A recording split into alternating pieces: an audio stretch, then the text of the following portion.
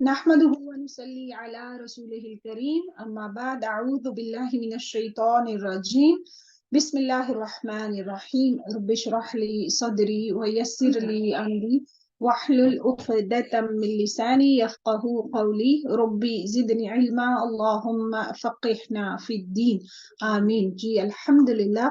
आज अल्लाह सुब्हानहू व तआला के खास करम से पारा नंबर 25 25 सुपारा सूरा हामीम सजदा है।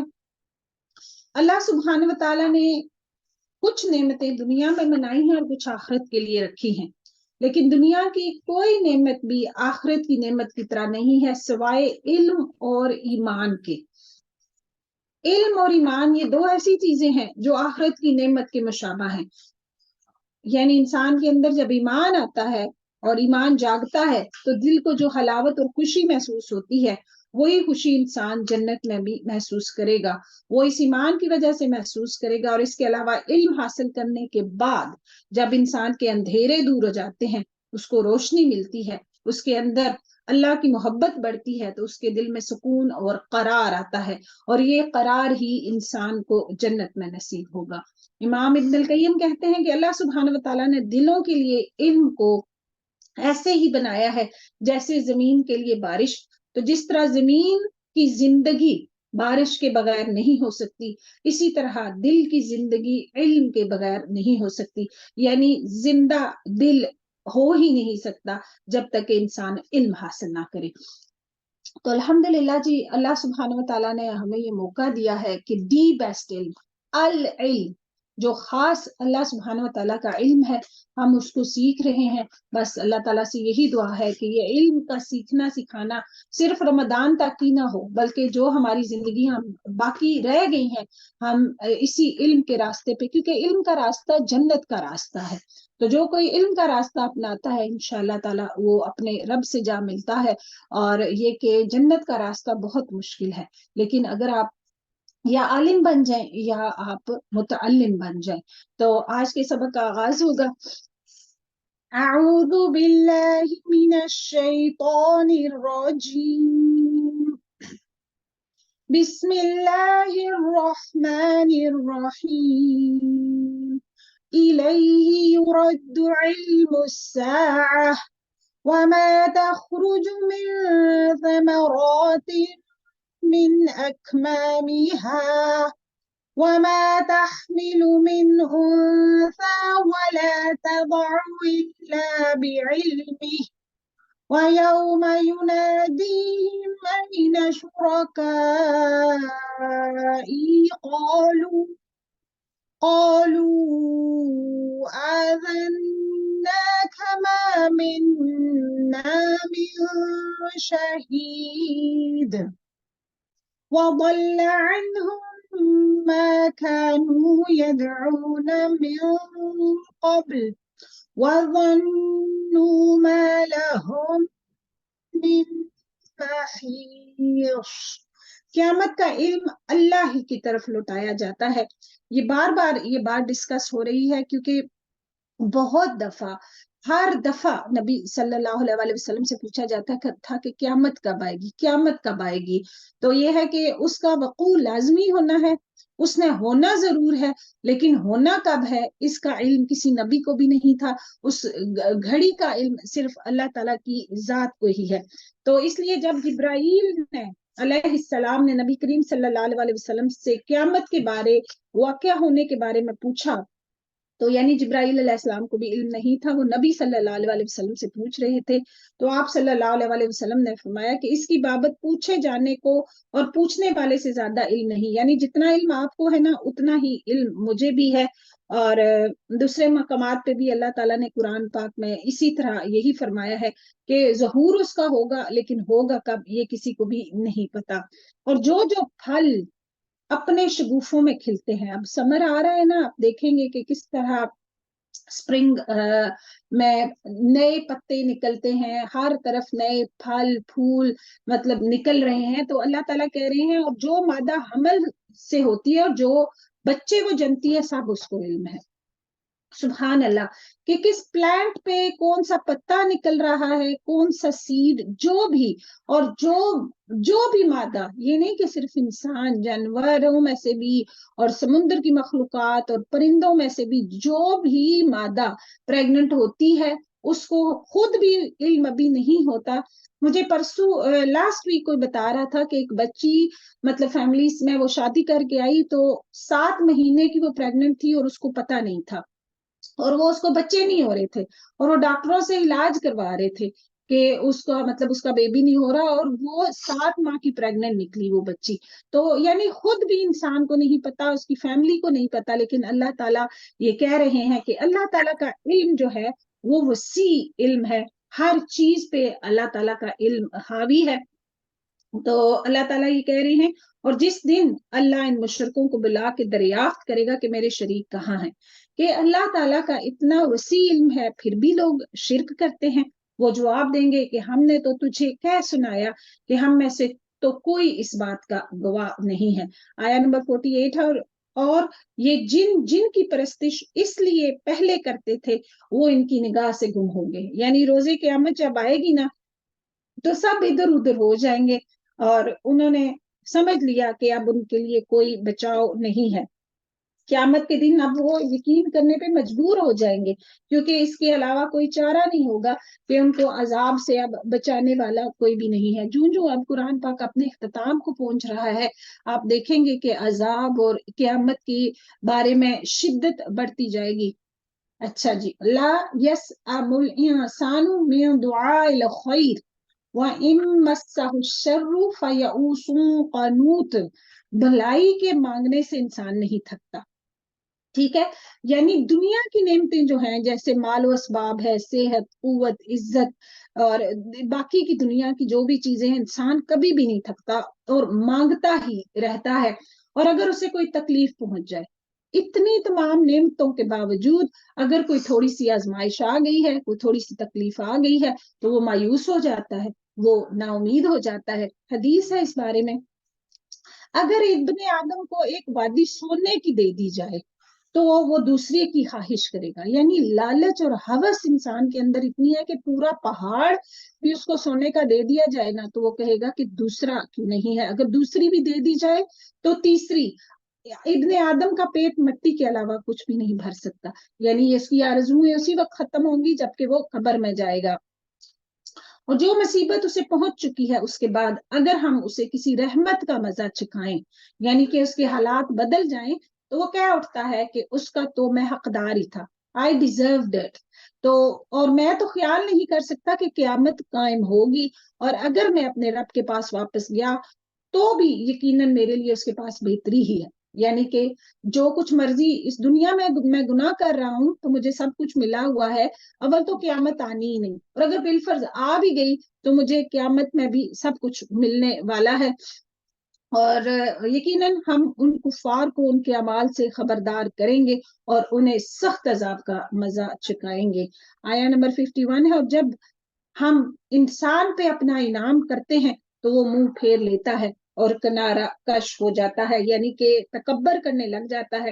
और जब उसे कोई मुसीबत पहुंचती है तो बड़ी लंबी चौड़ी दुआएं करने लगता है, इंतहाई बद अखलाकी का मुजाहरा करता है, बेवफाई, अल्लाह ताला के साथ बेवफाई, कि जब हालात मुश्किल हैं दुआएं मांगे, और जब अल्लाह ताला हालात फेर दे तो खुद ही फिर जाए, उनके साथ साथ अपनी एड़ियों के बल फिर जाए, दीन से फिर जाए। तो ये है कि क्यामत पे भी उसको जाहिर है बिलीव नहीं होता, क्योंकि हमने अपना भी ईमान चेक करना है कि अभी, क्योंकि बार बार क्यामत की बातें आएंगी, और कि हमारा बिलीव क्यामत पे कितना है।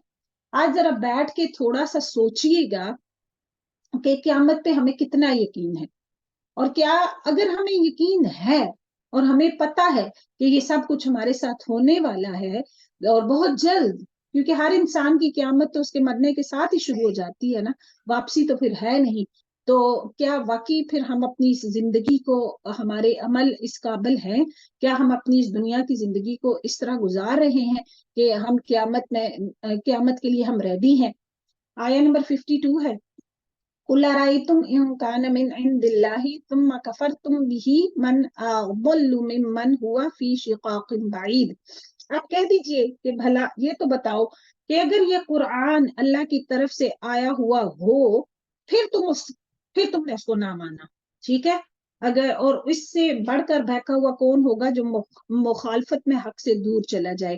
مطلب مثال کے طور پہ اگر یہ واقعی اللہ کا کلام ہے اور واقعی قیامت آ گئی اور اگر نہ آئی تو چلو، مطلب یہ ایک ان کو سمجھانے کا انداز ہے کہ دونوں میں سے کون سی بات جو ہے وہ زیادہ ویلیو رکھتی ہے، کہ اگر قیامت آ گئی اور وہاں تمہارے پاس کچھ نہ ہوا قیامت کے دن اپنے بچاؤ کے لیے تو تم کیا کرو گے.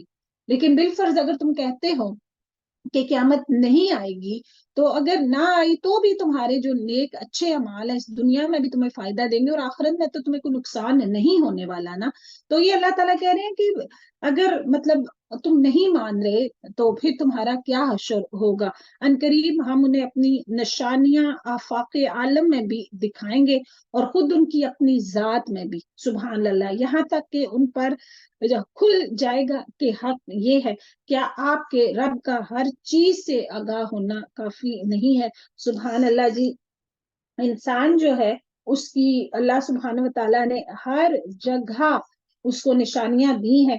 دنیا کی کسی چھوٹے سے چھوٹے کیڑے سے لے کے بڑی سے بڑی ویل تک آپ دیکھ لیں، آپ اپنے جسم کو دیکھ لیں، جسم کا ایک پور بھی آپ دیکھیں گے نا.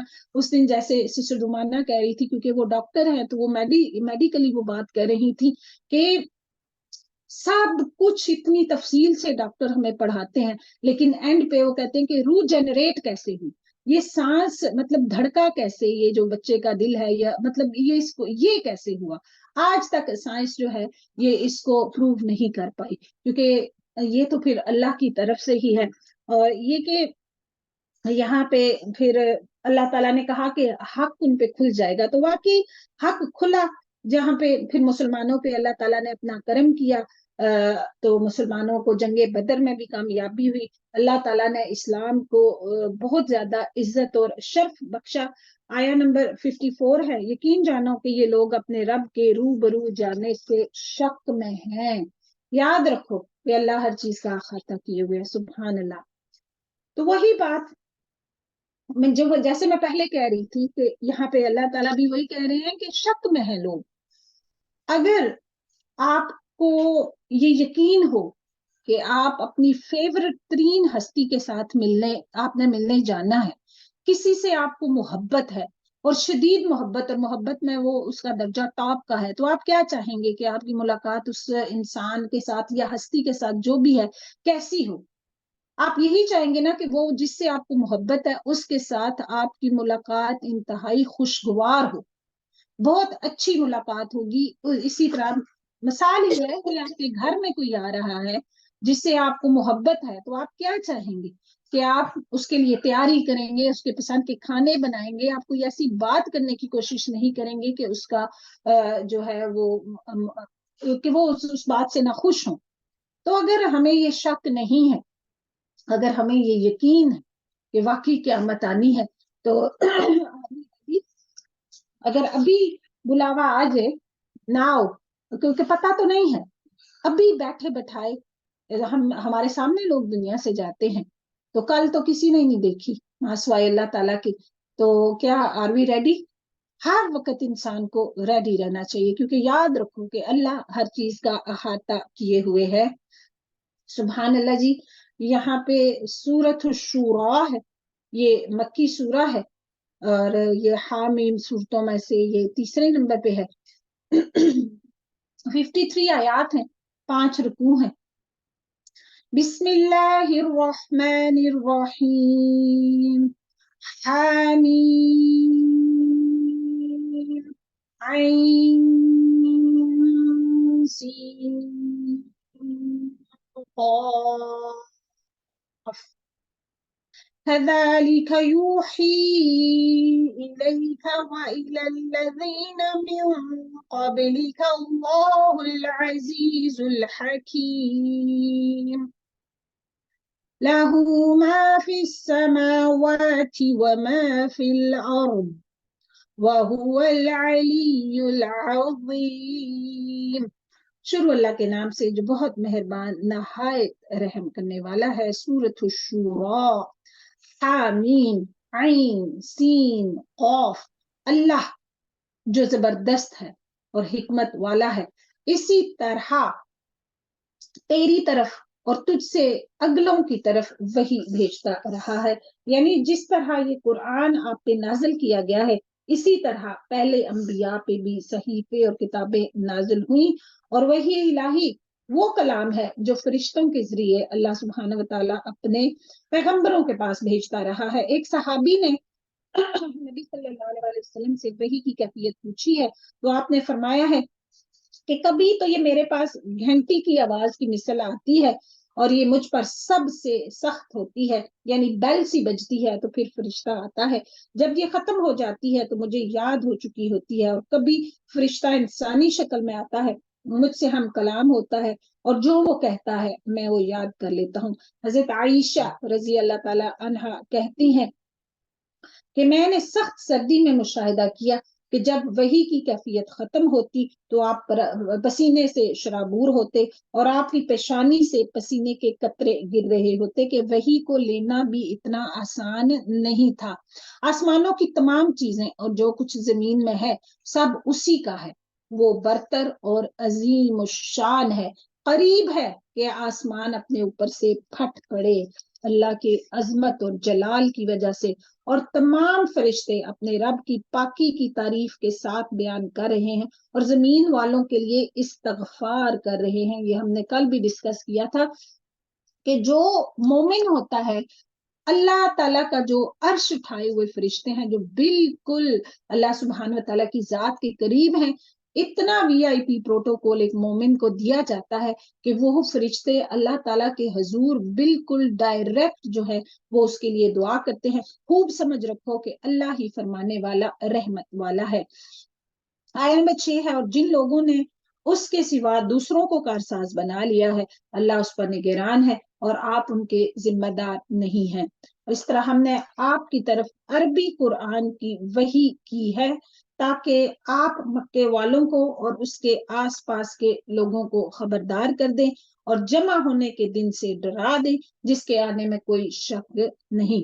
ہمیں تو شک شاید ہے یا نہیں ہے، اللہ تعالیٰ ہمیں عین الیقین، مطلب وہ یقین کا اعلیٰ درجہ ہمیں نصیب فرمائے، لیکن اللہ تعالیٰ کہہ رہے ہیں کہ تمہیں یقین ہو یا نہ ہو، یہ بات یقینی ہے کہ قیامت نے آنا ہے۔ ایک گروہ پھر اس میں جنت میں ہوگا اور دوسرا گروہ جہنم میں ہوگا۔ اگر اللہ چاہتا تو ان سب کو ایک ہی امت بنا دیتا، سارے ایک ہی رول کو فالو کرتے، کوئی کسی سے لڑتا جھگڑتا نہیں، لیکن یہ کہ اللہ تعالیٰ کی یہ مشیت نہیں ہے۔ اللہ تعالیٰ کو جبر اور زبردستی پسند نہیں ہے۔ جو اللہ تعالیٰ نے انسان کو بنا دیا، اس کو راستے پھر دکھا دیے، آزادی دی، اس کو اختیار دیا، تو جو پھر اس کو استعمال کر کے صحیح راستے پہ آ گیا وہ اللہ تعالیٰ کی رحمت کا مستحق ہو گیا، اور پھر جس نے اس کا غلط استعمال کیا، ظلم کا اس نے ارتکاب کیا اور اللہ تعالیٰ کی دی ہوئی آزادی کو غلط اس نے استعمال کیا، تو ایسے گنہگاروں کا پھر قیامت والے دن کوئی بھی مددگار نہیں ہوگا۔ لیکن وہ جسے چاہتا ہے اپنی رحمت میں داخل کر لیتا ہے، اور ظالموں کا حامی اور مددگار کوئی نہیں۔ آیت نمبر 9 ہے، ام اتخذوا من دونه اولیاء فاللہ هو الولی وهو یحیی الموتى وهو على كل شیء قدیر۔ کیا ان لوگوں نے اللہ کے سوا اور کارساز بنا لیے ہیں؟ حقیقتاً تو اللہ ہی کارساز ہے، وہی مردوں کو زندہ کرے گا اور وہی ہر چیز پر قادر ہے۔ کہ مردوں کے زندہ ہونے کی بات قرآن پاک میں کتنی دفعہ ریپیٹ ہوئی ہے، کیونکہ اسی بات پہ تو شک سب کرتے ہیں کہ کیسے مردے جو آج سے حضرت آدم علیہ السلام سے جو دفن ہے اور جب تک قیامت کا مطلب آخری لمحہ آ جاتا ہے، کس طرح تمام انسانوں کو زندہ کیا جائے گا۔ تو اس ٹاپک کو اللہ سبحانہ وتعالیٰ نے مختلف مثالوں کے ساتھ بار بار، کبھی نیند کے ساتھ مثال دے کے، کبھی بارش کے ساتھ مثال دے کے، کبھی انسان کی کہ تمہیں پہلی دفعہ کس طرح بنایا گیا۔ تو یہ جو ٹاپک ہے نا، یہ بات اللہ تعالیٰ نے بہت زیادہ اس کو ڈسکس کیا ہے، اور اللہ تعالیٰ کہتا ہے کہ وہ ہر چیز پہ قادر ہے۔ کبھی یہ کہا گیا کہ آسمان اور زمین بنانے مشکل ہے یا ایک ذرا سا انسان جس کو تھوڑا سا اوپر، آپ جب کبھی ایروپلین میں ہم سفر کرتے ہیں یا کچھ، تو نیچے سے ہمیں کیا کچھ نظر آتا ہے؟ جوں جوں ہم تھوڑا تھوڑا سا اوپر اٹھتے جاتے ہیں زمین سے، ہمیں سب کچھ نظر آنا ختم ہو جاتا ہے کہ اتنی یہ حیثیت ہے انسان کی۔ تو اللہ تعالیٰ کہہ رہے ہیں کہ وہ ہر چیز پہ قادر ہے۔ وَمَا اخْتَلَفْتُمْ فِيهِ مِنْ شَيْءٍ فَحُكْمُهُ إِلَى اللَّهِ ذَلِكُمُ اللَّهُ رَبِّي عَلَيْهِ تَوَكَّلْتُ وَإِلَيْهِ أُنِيبُ۔ اور جس چیز میں تمہارا اختلاف ہو اس کا فیصلہ اللہ ہی کی طرف ہے، یعنی کہ دین کے بارے میں جو بھی اختلاف ہے، یعنی یہودیت، عیسائیت، اسلام وغیرہ سب آپس میں اختلاف جو کرتے ہیں، تو اللہ تعالیٰ کا دین ایک ہی سچا دین ہے، اور وہ جو دین ہے وہ دین اسلام ہے۔ یہی اللہ میرا رب ہے جس پہ میں نے بھروسہ کر رکھا ہے اور جس کی طرف میں جھکتا ہوں۔ تو دین کے معاملے میں کبھی بھی اپنی انا یا شخصیت پرستی نہیں آنی چاہیے۔ جہاں پہ بھی جب بھی آپ کو پتا چلے کہ کوئی بات قرآن اور حدیث کی روح سے ثابت ہو چکی ہے، تو آپ کو دیر اینڈ دین سرنڈر کر دینا چاہیے، اسی وقت وہ بات مان لینی چاہیے۔ یہ نہیں کہنا چاہیے کہ مطلب میرا امام یا میں جس کو فالو کرتی ہوں وہ یہ۔ اگر آپ کے پاس انف دلائل ہیں، اوتھینٹک دلائل ہیں، تو آپ اسی بات کو مانیں گے، کیونکہ چار بڑے آئمہ جن کو فقہ کے آئمہ جو امام ہیں، ان کو بھی جب پتا چل جاتا تھا کہ کوئی بات مطلب ان کی دلیل کمزور ہے اور دوسرے امام کی دلیل جو مضبوط ہے اس کے زیادہ گواہ موجود ہیں، تو وہ ان کی بات مانتے تھے، وہ ان کی رسپیکٹ کرتے تھے۔ لیکن آج کے دور میں اللہ معاف کرے، یہ رسپیکٹ کا جو عنصر ہے یہ بالکل ختم ہو چکا ہے۔ ہر کوئی اپنے آپ کو جنتی سمجھتا ہے، دوسرے کو بالکل ہی وہ دین سے ہی خارج کر دیا جاتا ہے۔ تو اللہ تعالیٰ ہی بہتر جانتے ہیں جی، اگر واقعی انا اور شخصیت پرستی بالکل دین کے معاملے میں نہیں ہونی چاہیے، کیونکہ دین وہی ہے جو اللہ سبحانہ و تعالیٰ نے نبی صلی اللہ علیہ وسلم کو دیا، اور فالو کرنے کے لیے وہی ہستی نبی صلی اللہ علیہ وسلم، وہ آسمانوں اور زمین کا پیدا کرنے والا ہے۔ اس نے تمہارے لیے تمہاری جنس کے جوڑے بنائے ہیں۔ یہ اس دن بھی میں بات کر رہی تھی کہ اگر اللہ تعالیٰ نے الحمدللہ ایک تو ہمیں انسان بنایا، اللہ تعالیٰ ہمیں کچھ بھی بنا سکتے تھے، جو وہ چاہتے وہ بنا دیتے، لیکن سب سے بڑھ کے یہ شرف انسان کے لیے کافی ہے کہ اللہ تعالیٰ نے وہ کریشن ہمیں بنایا ہے جس کو اللہ تعالیٰ نے اشرف المخلوقات کہا ہے، کہ سب سے دی بیسٹ کریشن جو اللہ تعالیٰ نے، اور حضرت آدم علیہ السلام کو یہ شرف بخشا کہ اللہ تعالیٰ نے اپنے ہاتھوں سے ان کو بنایا ہے۔ تو یہاں پہ یہی ہے کہ یہ نہیں کہ انسان کو، جو انسان کا جوڑا ہے وہ بھی یہ کسی اور جنس میں سے بنا دیا ہے، بلکہ وہ بھی سیم جینڈر، مطلب جینڈر تو ظاہر ہے میل فیمیل وہ ڈفرنٹ ہے، لیکن جنس جو ہے وہ انسان جو ہے وہ اللہ تعالیٰ نے اس کا جوڑا بنایا ہے۔ تو اللہ تعالیٰ آگے کہہ رہے ہیں اور چوپایوں کے بھی جوڑے ہیں، یہ نہیں کہ صرف انسانوں کے جوڑے ہیں بلکہ نر اور مادہ بھی، یہ 8 جانور جو ہیں یہ بھی ہیں، ان کا ذکر پہلے سورہ الانعام میں گزر چکا ہے، اور تمہیں وہ اس میں پھیلا رہا ہے، یعنی کہ کثرت ہو رہی ہے، انسان بھی بڑھتے جا رہے ہیں، نسلیں زیادہ ہوتی جا رہی ہیں، اسی طرح جانور بھی۔ تو اللہ تعالیٰ کہہ رہے ہیں کہ اس جیسی کوئی چیز نہیں، کہ اللہ تعالیٰ اپنی تمام مخلوق میں سے کسی چیز کی طرح بھی نہیں ہے، لیسا کمثلہ شیء، کہ ہم کسی چیز کو بھی اللہ تعالیٰ نہ اپنی ذات میں نہ اپنی صفات میں، اللہ سبحانہ و تعالیٰ کسی پیچھے جوڑوں کی بات ہوئی نا، کریشن کی بات ہوئی، کہ اگر ہم نے اللہ تعالیٰ کی ذات کے بارے میں سمجھنا ہے کہ وہ کیسے ہیں، تو ہم یہ سمجھ لیں کہ فلاں اس طرح ہوں گے یا اس طرح۔ اللہ تعالیٰ کہتے ہیں نہیں، میرے جیسا کوئی بھی نہیں ہے۔ اللہ تعالیٰ نے اپنی تھوڑی بہت ڈسکرپشن دی ہے قرآن پاک میں، جیسے اللہ تعالیٰ نے کہا میں نے اپنے ہاتھوں سے آدم علیہ السلام کو بنایا، نوح علیہ السلام نے کشتی میرے آنکھوں کے سامنے مطلب وہ بنا رہے تھے، لیکن ایک ہم بالکل جب تک انشاءاللہ اللہ تعالیٰ ہمیں اپنے چہرے کا دیدار، جو کہ دی ٹاپ لیول ان جنت میں ہوگا، کہ جنت الفردوس تو جنت کا سب سے اعلیٰ درجہ ہے، لیکن اس سے اوپر پھر دیدار الہی ہے۔ تو اگر انشاءاللہ ہمیں اللہ تعالیٰ توفیق دے تو پھر ہم دیکھیں گے کہ اللہ تعالیٰ کی ذات کیسی ہے، کہ لیسا کمثلہ شیء، کہ اس دنیا کی کسی چیز کے ساتھ بھی ہم اللہ تعالیٰ کی ذات کو نہیں ملا سکتے، اور اللہ تعالیٰ کہہ رہے ہیں اور اس جیسی کوئی چیز نہیں، وہ سننے اور دیکھنے والا ہے۔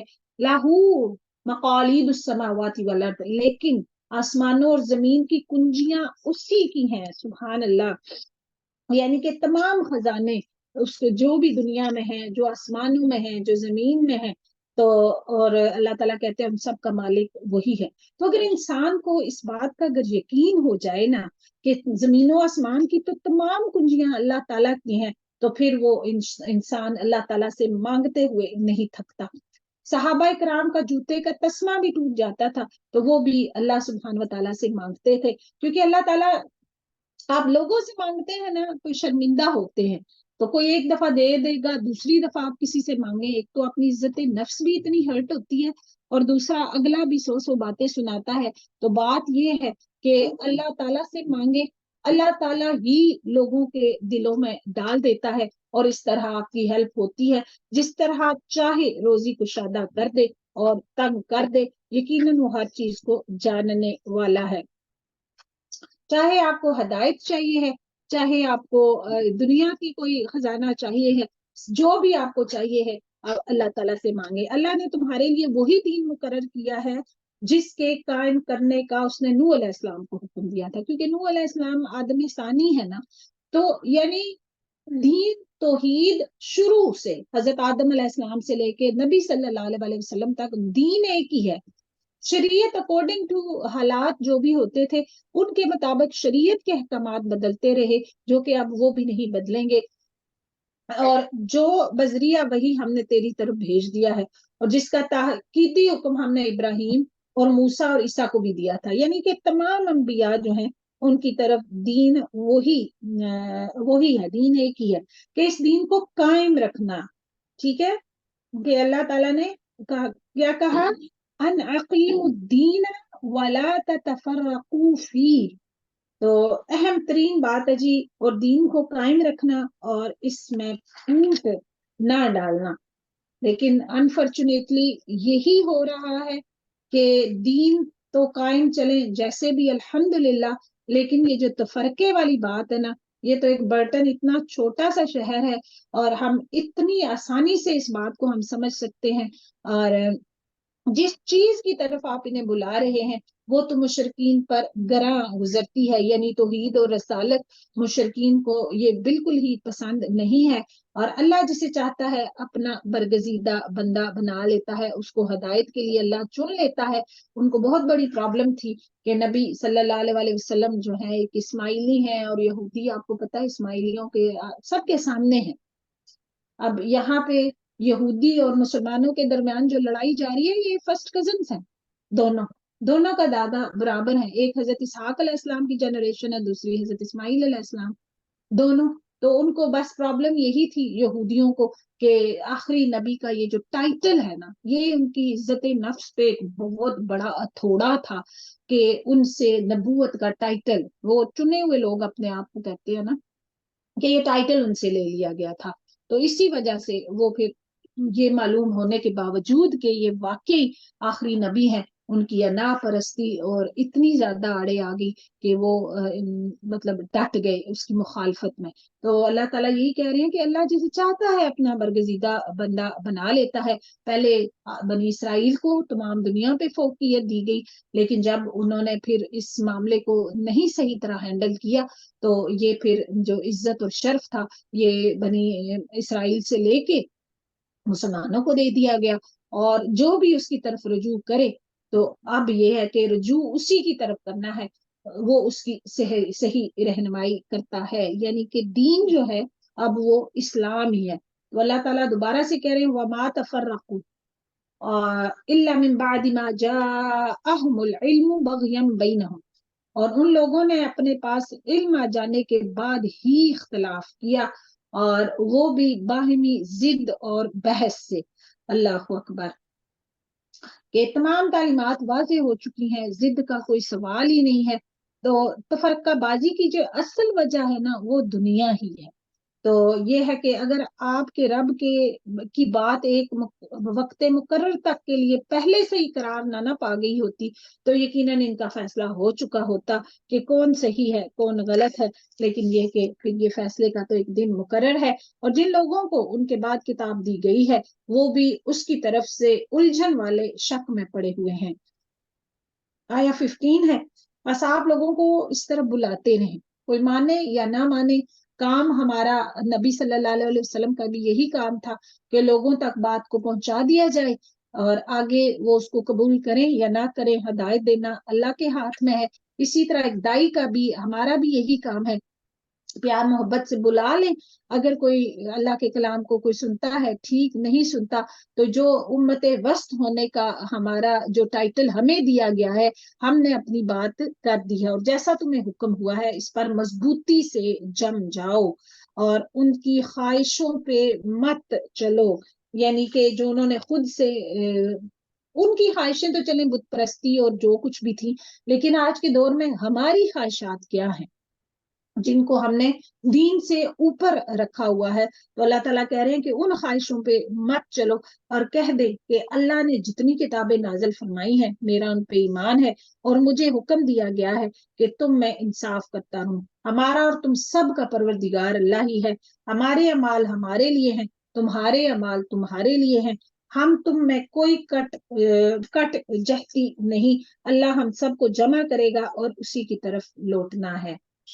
اللہ اکبر۔ تو یہاں پہ ثابت قدمی کہ ایمان لانے کے بعد اس پہ ڈٹ جانا، کیونکہ ہم سب کو پتا ہے کہ جب تک انسان کی آخری سانس نہیں نکل جاتی تب تک شیطان اس کا پیچھا نہیں چھوڑے گا، تو ہمیشہ اللہ سبحانہ وتعالیٰ سے یا مقلب القلوب ثبت قلبی علی دینک، کہ اپنے دین پہ یا رب تو ہمیں ثابت قدمی عطا فرما، اور اپنا اخلاق انسان کو اچھا رکھنا چاہیے، امتحان تو ضرور آئیں گے، لیکن کبھی پہلے بھی یہ باتیں ہم ماشاءاللہ 25ویں اس پارے پہ ہم آ گئے ہیں کہ انبیاء کے امتحان اب آگے آپ دیکھیں گے بار بار حضرت موسیٰ علیہ السلام کا مثالیں دی گئی، حضرت نوح علیہ السلام کی مثالیں، حضرت ابراہیم علیہ السلام کی مثال آج بھی آپ دیکھیں گے کہ ان سے بڑی پرابلم کن کو پیش آئے، تو امتحان تو جو جتنا اللہ کا چنا ہوا بندہ ہوتا ہے اس پہ آتے ہیں، امتحان ضرور آئیں گے، لیکن ان تمام امتحانوں میں کرنے کا جو کام ہے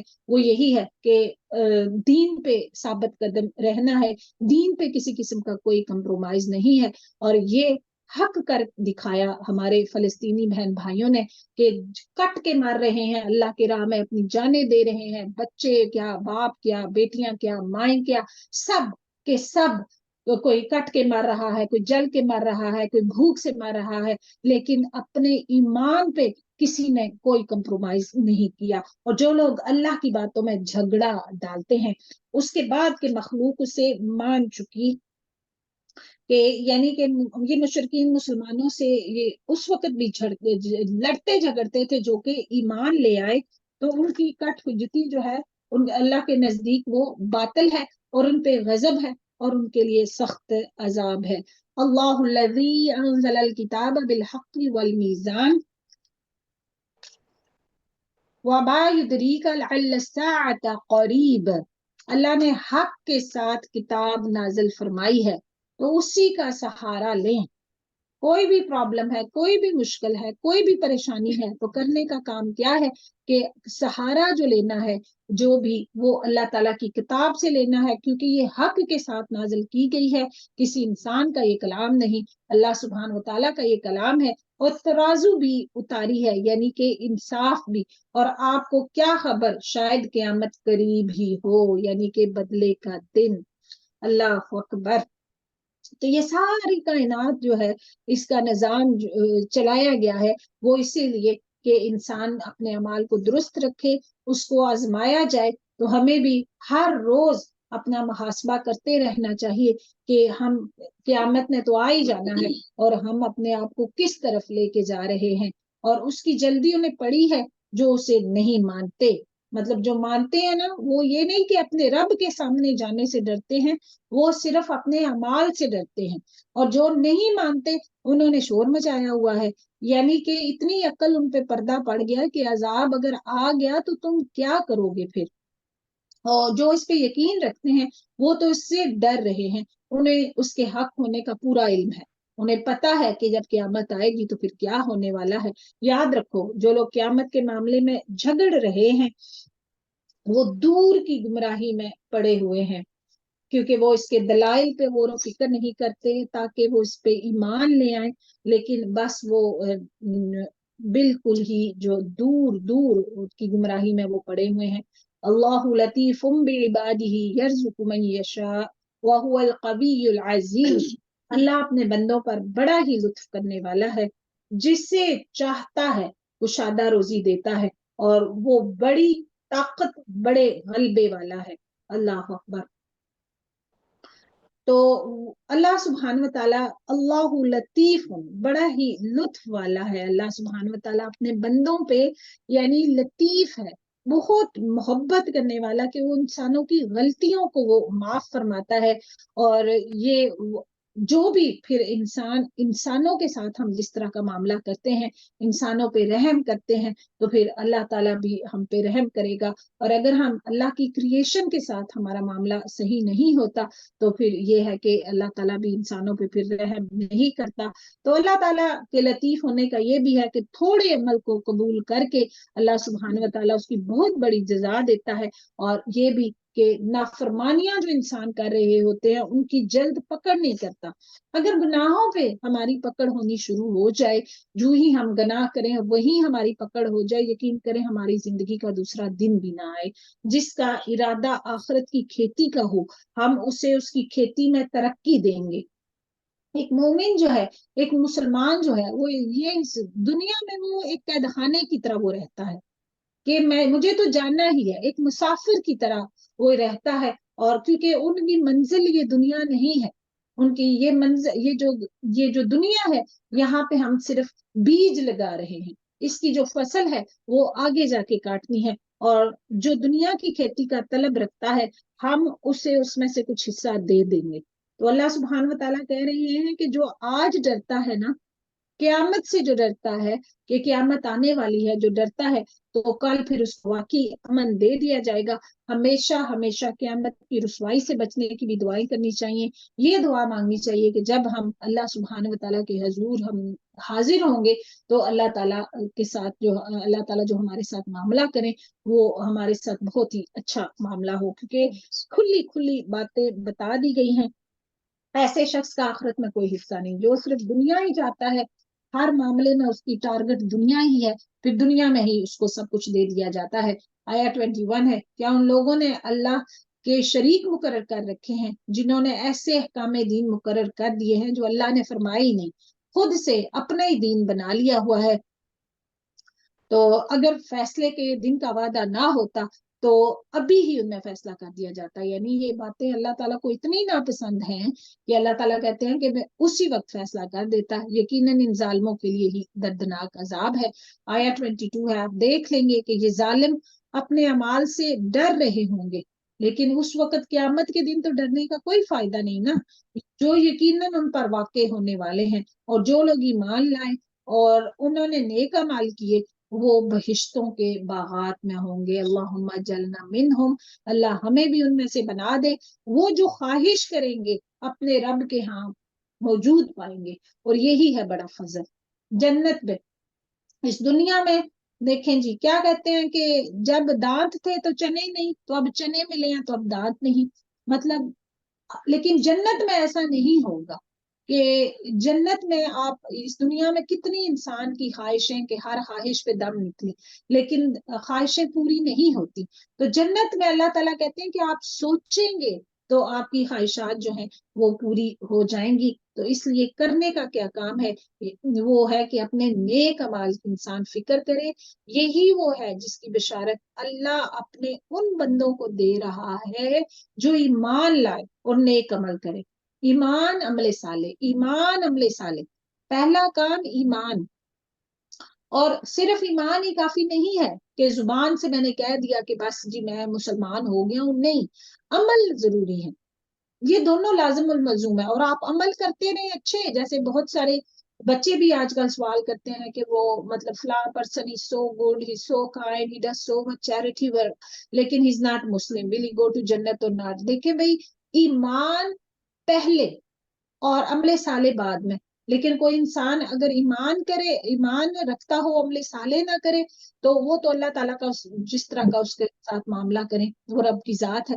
لیکن کوئی عمل صالح کرتا رہے اور اس میں ایمان بالکل بھی نہیں ہے، تو پھر یہ آخرت میں اس کو بالکل کوئی اس کا فائدہ نہیں ہوگا. تو اللہ تعالیٰ کہتے ہیں تو کہہ دیجئے کہ میں اس پر تم سے کوئی بدلہ نہیں چاہتا مگر محبت رشتے داری کی. اب جو شخص کوئی نیکی کرے، ہم اس کے لیے اس کی نیکی میں حسن بڑھا دیں گے، بے شک اللہ بہت بخشنے والا اور قدردان ہے. تو یہاں پہ جو قبائل قریش تھے نا، جو بات کی گئی ہے نا کہ میں تم سے کوئی بدلہ نہیں چاہتا، یہ نبی صلی اللہ علیہ وسلم کہہ رہے ہیں کہ اللہ تعالیٰ ان کو کہہ رہے ہیں کہ قل لا اسالکم، میں تم سے کوئی سوال نہیں کرتا اس پر اجر، نہیں مانگ رہا جو تمہیں میں تعلیم دے رہا ہوں. لیکن یہ کہ میری تمہارے ساتھ ایک رشتہ داری بھی ہے کہ انسان کو جب بھی کوئی دولت ملتی ہے، کوئی بہترین چیز ملتی ہے، ایک ماں کی مثال لے لیں، کوئی اچھی چیز اس کو لگتی ہے تو وہ بچا کے رکھ لیتی ہے کہ میں اپنے بچوں کو دوں گی، کہ یہ اتنی اچھی چیز ہے، میں اپنے بچوں سے شیئر کروں گی، میں اپنی فیملی کے ساتھ شیئر کروں گی. تو نبی صلی اللہ علیہ وسلم کہہ رہے ہیں کہ تم میری فیملی ہو، مجھے نبوت دی گئی ہے، تو مطلب میں دی بیسٹ جو اللہ سبحانہ وتعالیٰ نے کتاب مجھے دی ہے، تو اب میں اس کو ایز اے فیملی تمہارے ساتھ شیئر کر رہا ہوں، اور میں تم سے کچھ بھی نہیں مانگتا. اور یہ کہ اس بات کا تھوڑا لحاظ بھی کرو، نہیں مانتے تو نہ مانو، لیکن مجھے نقصان پہنچانے سے باز رہو. اچھا جی، آیا نمبر 24 ہے. کیا یہ کہتے ہیں کہ اس نے پیغمبر نے اللہ پہ جھوٹ باندھا ہے؟ مطلب وہ لوگ بلیم کر رہے ہیں نبی صلی اللہ علیہ وسلم کو کہ وہ آپ صلی اللہ علیہ وسلم اللہ پہ جھوٹ باندھ رہے ہیں. اگر اللہ چاہے تو آپ کے دل پہ مہر لگا دے، اور اللہ اپنی باتوں سے جھوٹ کو مٹا دیتا ہے اور سچ کو ثابت رکھتا ہے. یقیناً وہ سینے کی باتوں کو جاننے والا ہے. وہی ہے جو اپنے بندوں کی توبہ قبول کرتا ہے اور گناہوں سے درگزر فرماتا ہے، اور جو کچھ تم کر رہے ہو سب جانتا ہے. جی امپورٹنٹ ترین باتیں ہیں جی، جو دعا کو اور جو توبہ کو اللہ سبحانہ و تعالیٰ قبول کرتا ہے. اور توبہ کا یہی ہے، توبہ کی شرائط بھی ہیں، وہ یہی کہ گناہ کو چھوڑیں، آپ گناہ کو چھوڑیں، اپنے گناہوں پہ آپ کو ندامت ہو، اور آئندہ وہ کام کرنا بھی نہیں ہے. اور اگر کسی کی حق تلفی کی ہے تو اس کو اس کا حق واپس بھی دینا ہے. اگر کسی سے آپ نے مطلب زبردستی کوئی چیز ہتھیا لی ہے کسی کی، تو جب آپ توبہ کریں، اللہ سے معافی مانگ لیں، تو وہ چیز بھی آپ نے اس کو واپس بھی دینی ہے. تو یہ ساری باتیں، توبہ ایک سچی بھی ہوتی ہے، جھوٹی توبہ بھی ہوتی ہے کہ کوئی نجی کام ابھی ہم کر لیں، بعد میں انٹینشنلی لوگ یہ کام کر جائیں کہ بعد میں ہم توبہ کر لیں گے، تو پھر بعد کی اللہ تعالیٰ انما الاعمال بالنیات. تو اللہ تعالیٰ کہہ رہے ہیں ایمان والوں اور نیکوکاروں لوگوں کی سنتا ہے اور انہیں اپنے فضل سے بڑھ کر دیتا ہے. سبحان اللہ، یعنی ان کی دعائیں سنتا ہے اور ان کی خواہشیں اور رضویں بھی پوری کرتا ہے، جو دعا کو دعا کے آداب اور شرائط کے ساتھ، پورے تمام کے ساتھ جو لوگ دعا مانگتے ہیں، ٹھیک ہے، دل کی حاضری کے ساتھ. یہ نہیں کہ رٹی رٹائی زبان سے جو بھی نکل آئے، نہیں، یو ہیو ٹو، مطلب یہ پہلے بھی میں یہ مثالیں دے چکی ہیں کہ دل کا حاضر ہونا اور انٹینشن ہونا کہ واقعی یو مین اٹ، تو آپ یہ دعا کرتے ہیں.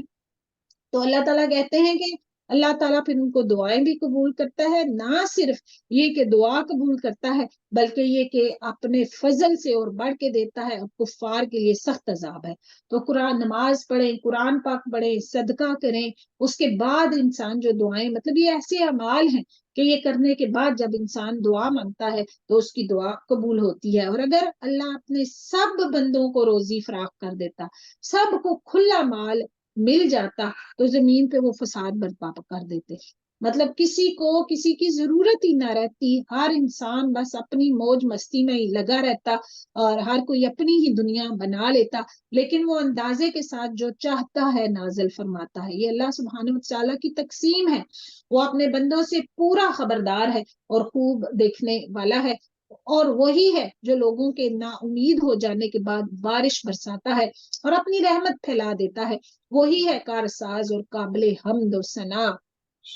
وَمِنْ آيَاتِهِ خَلْقُ السَّمَاوَاتِ وَالْأَرْضِ وَمَا بَثَّ فِيهِمَا مِنْ دَابَّةٍ وَهُوَ عَلَى جَمْعِهِمْ إِذَا يَشَاءُ قَدِيرٌ. اور اس کی نشانیوں میں سے آسمان و زمین کی پیدائش ہے اور ان میں جانداروں کا پھیلانا ہے اور وہ اس پر بھی قادر ہے کہ جب چاہے ان کو جمع کر لے. جس وقت بھی چاہے تو اللہ تعالیٰ ہم سب کو جمع کر سکتا ہے. تمہیں کچھ مصیبت پہنچتی ہے وہ تمہارے اپنے ہاتھوں کی کرتوت ہیں. بہت ساری مصیبتیں انسان کی اپنی غلطیوں کی وجہ سے آتی ہیں. وہ تو بہت سی باتوں سے درگزر بھی فرما لیتا ہے.